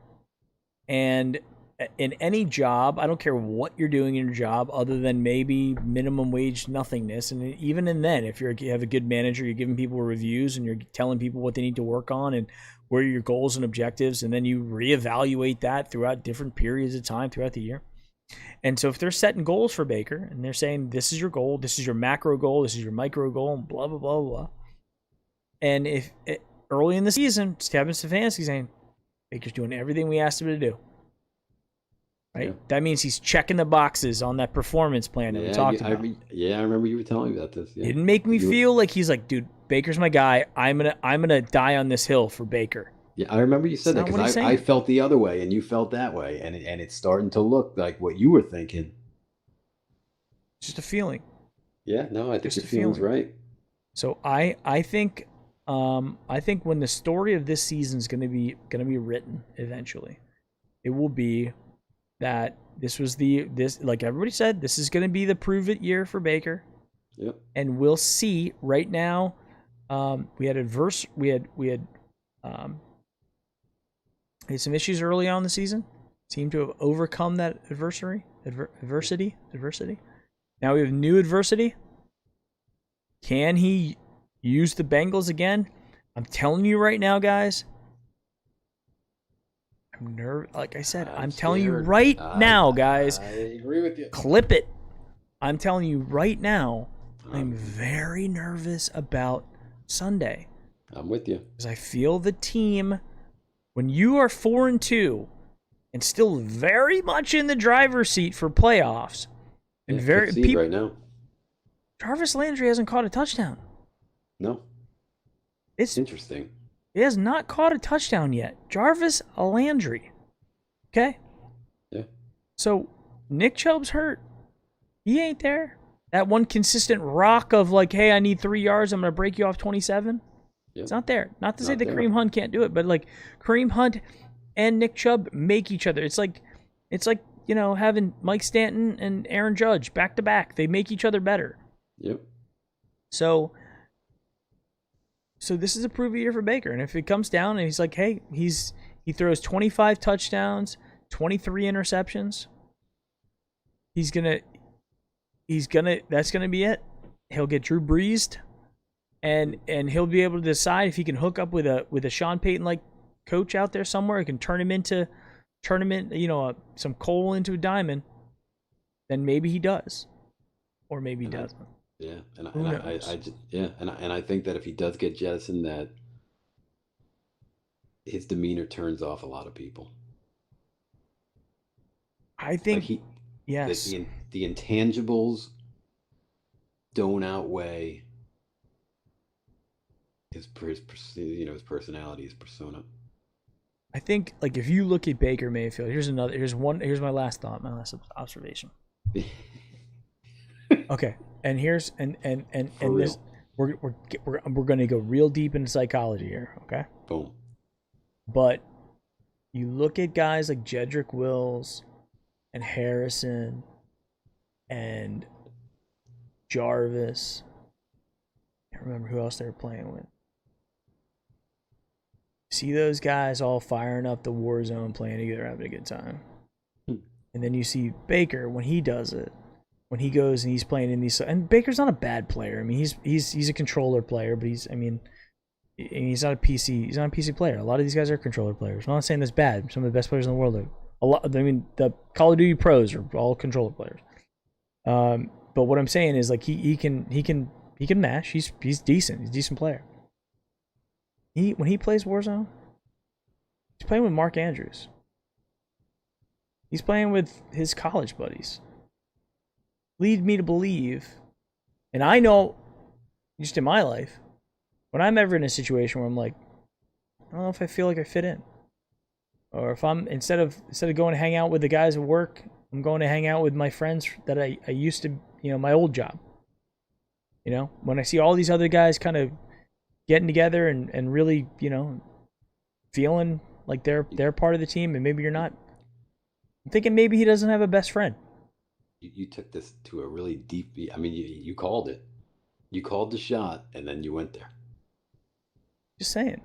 Yeah, it's deep. You know, and then you look at the other thing, the last thing about it. You know, when they got Hooper, and they signed Hooper, he came and stayed with Baker and Emily in Cleveland for a while. Yeah. I think they probably were like, hey, have this, like, bring him in. We want to give you a friend. I think Jarvis was that guy. Jarvis and him were jiving. Higgins and him were jiving. Yeah. Nick Chubb, I think, is just so quiet. I think Nick Chubb's just, I don't know if Nick Chubb's a best friend type of guy. No, he rolls. He's his own Batman. Oh, you know who was playing with those guys? It was Harrison, Jarvis, Jedrick, and Kareem. They were all playing together. Maybe they were like, hey, let's bring in this, you know, big country boy. Now, you want to laugh? Go be friends. You think that, right? Maybe. I'm just saying, I'm throwing it out there as a possibility. But you know what? But you take your possibility, and then what I think about, and I got shit for this as well, but what I think of is, then I think to myself, and I haven't played video games in a while, but I picture that everybody's playing, right? And on the side of the screen pops up and you see your friend list. Mm-hmm. And all of a sudden, so Wills and all those guys are playing, and then all of a sudden it's like, I don't know, 10:15 at night, and then Baker's name pops up there. And all I could think of is that they're not looking at that and thinking to themselves, oh, this jerk is on. He doesn't want to play with us. He's obviously playing with somebody else. That's not what I'm thinking of. I'm thinking of, why the hell is this dude playing a video game right now when he can't even hit the broadside of a barn with a football? Why doesn't he have his nose in film trying to make sure that when he sees too high safety and the robber starts sliding down, he actually sees him? That's where my mind goes. And I got blasted. Oh, they're people too, whatever. Hey, look, I got to tell you, if my game was struggling, I didn't go play a video game. I went down and I shredded until my hands hurt. Mm-hmm. Just saying. I mean, yeah, I think I think they're like, the quarterback position is different. It's not offensive line. It's not safety. It's not a position where your athletic ability, in most cases, is just going to overwhelm the film study and the cerebral aspect of the game. Yep. So when you have other coaches, whole sides of coaching staffs on every team whose job is to design things to confuse you, when you're going up against world-class athletes, the best at every school coming out, or at their position at any given time, you're going against those guys, right? You'd think, however, in all fairness, people are people. I don't work 24 hours a day, neither do you. Nobody really does. So does he deserve to have to blow off some steam every once in a while? I'm more concerned with, if you go back to the draft day, game, the movie, did any of the teammates show up at his birthday party? That's a great movie. I'm telling you, man. I'm telling you right now. Looking at, I think he needs a friend. Date night on his social media. Date night. Saturday night's date night. Yeah. No, Saturday night's not date night. Saturday night is watch every last ounce of Steeler film that you can watch, because you might have picked up the fact that Minka has a tell when he goes from too high. Do date night on the and creeping up. Do date night in the off season. Every day can be date night. Yeah, and I don't think I'm being hard on him, because I have to tell you, he's a person like us, but he's not. Because I could tell you right now, I look at my bank account, it looks nice, but it ain't got all those zeros that his has. You're absolutely right. It's, and when the going's good, date night, I guess. But when you've got a game like the Steelers the next day, date night. It's going to be interesting, man. It's going to be, every week's been a test. This is the next test.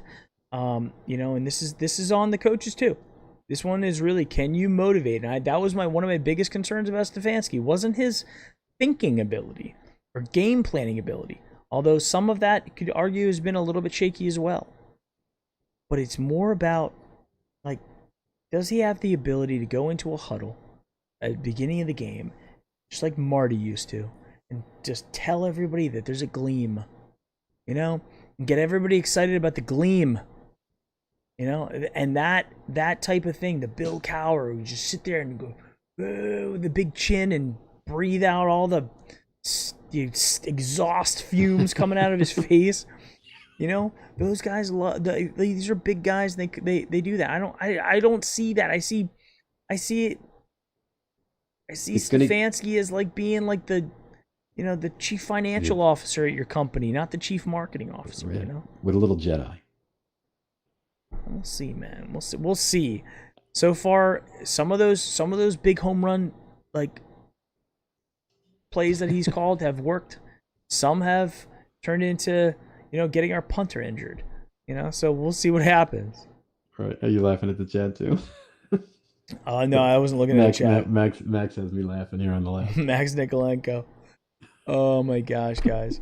Well, hey, dude, I appreciate everybody in there. Let me give some shout outs to everybody in chat real quick. David Evan Smith, Max Nikolenko, Lance Nix, my man. I think Lance is the guy who's calling out the hat, saying that he loved it. I was gonna wear mine tonight. It came in the mail. I was, but I didn't want to take your. I don't know if we can both wear the same hat. No, I couldn't. So I wore this one. This is the sideline hat. Dude, you were the guy, by the way, who like got me on these flat brim hats. I love them. I love the. I never was into the flat brim. I never was into it. I thought they were like, nah, those are for like surfers or something, or like people who skateboard. Right. But like I can tell you, like fabulous. I got one, and I'm like, all right, I can kind of get into this. Now basically all the hats I buy are flat brim, but I have some of the old school ones as well. Dan K is here. I don't know if that's my dad on a different account, or if it's just a random Dan K. Who else we got? DF Sports. DF Sports has been talking to me quite a bit on Twitter as well. I appreciate that, guys. I saw Gary Washington was in here. Kid Wilson's in here. BR, Roll Up 10. There's so many great guys. Great conversation in there. Yeah, I appreciate it, guys. As always, thank you. Also, thanks to all the sponsors of the show. Sabo Apparel, Homage, Schlegel Law Firm, William Ali of Tim Ali Realty, guys. Hook him up, help him out if you can. Everybody who's in here, if you're left and you haven't hit like, please do. Consider doing Patreon as well. And I'll actually tell you this, guys. I was having a conversation with Quincy, and he was mentioning that YouTube was really messing with his income. This is like what Quincy does for a living. This is his main job, and YouTube, took away some of his revenue from ad revenue, which is like a main way that you make money is with ad revenue. So I would say I'm a Patreon for Quincy, and because I just think he's awesome and he makes great stuff, and I'm entertained just about daily with his stuff. So if you guys like my channel and are considering doing a Patreon, like I would say give it to Quincy Carrier, get him back going, make sure he stays stable, because I like his content. I want to continue doing that. So don't give it to me, give it to Quincy. And or if you want to give it to both of us, great, fine. I'll tell you not to. But help out your independent content creators, because if you don't help out people like us, then you're going to be dealing with the Mary Kay Cabotts and the Sports Center guys and, the NFL guys on the NFL channel.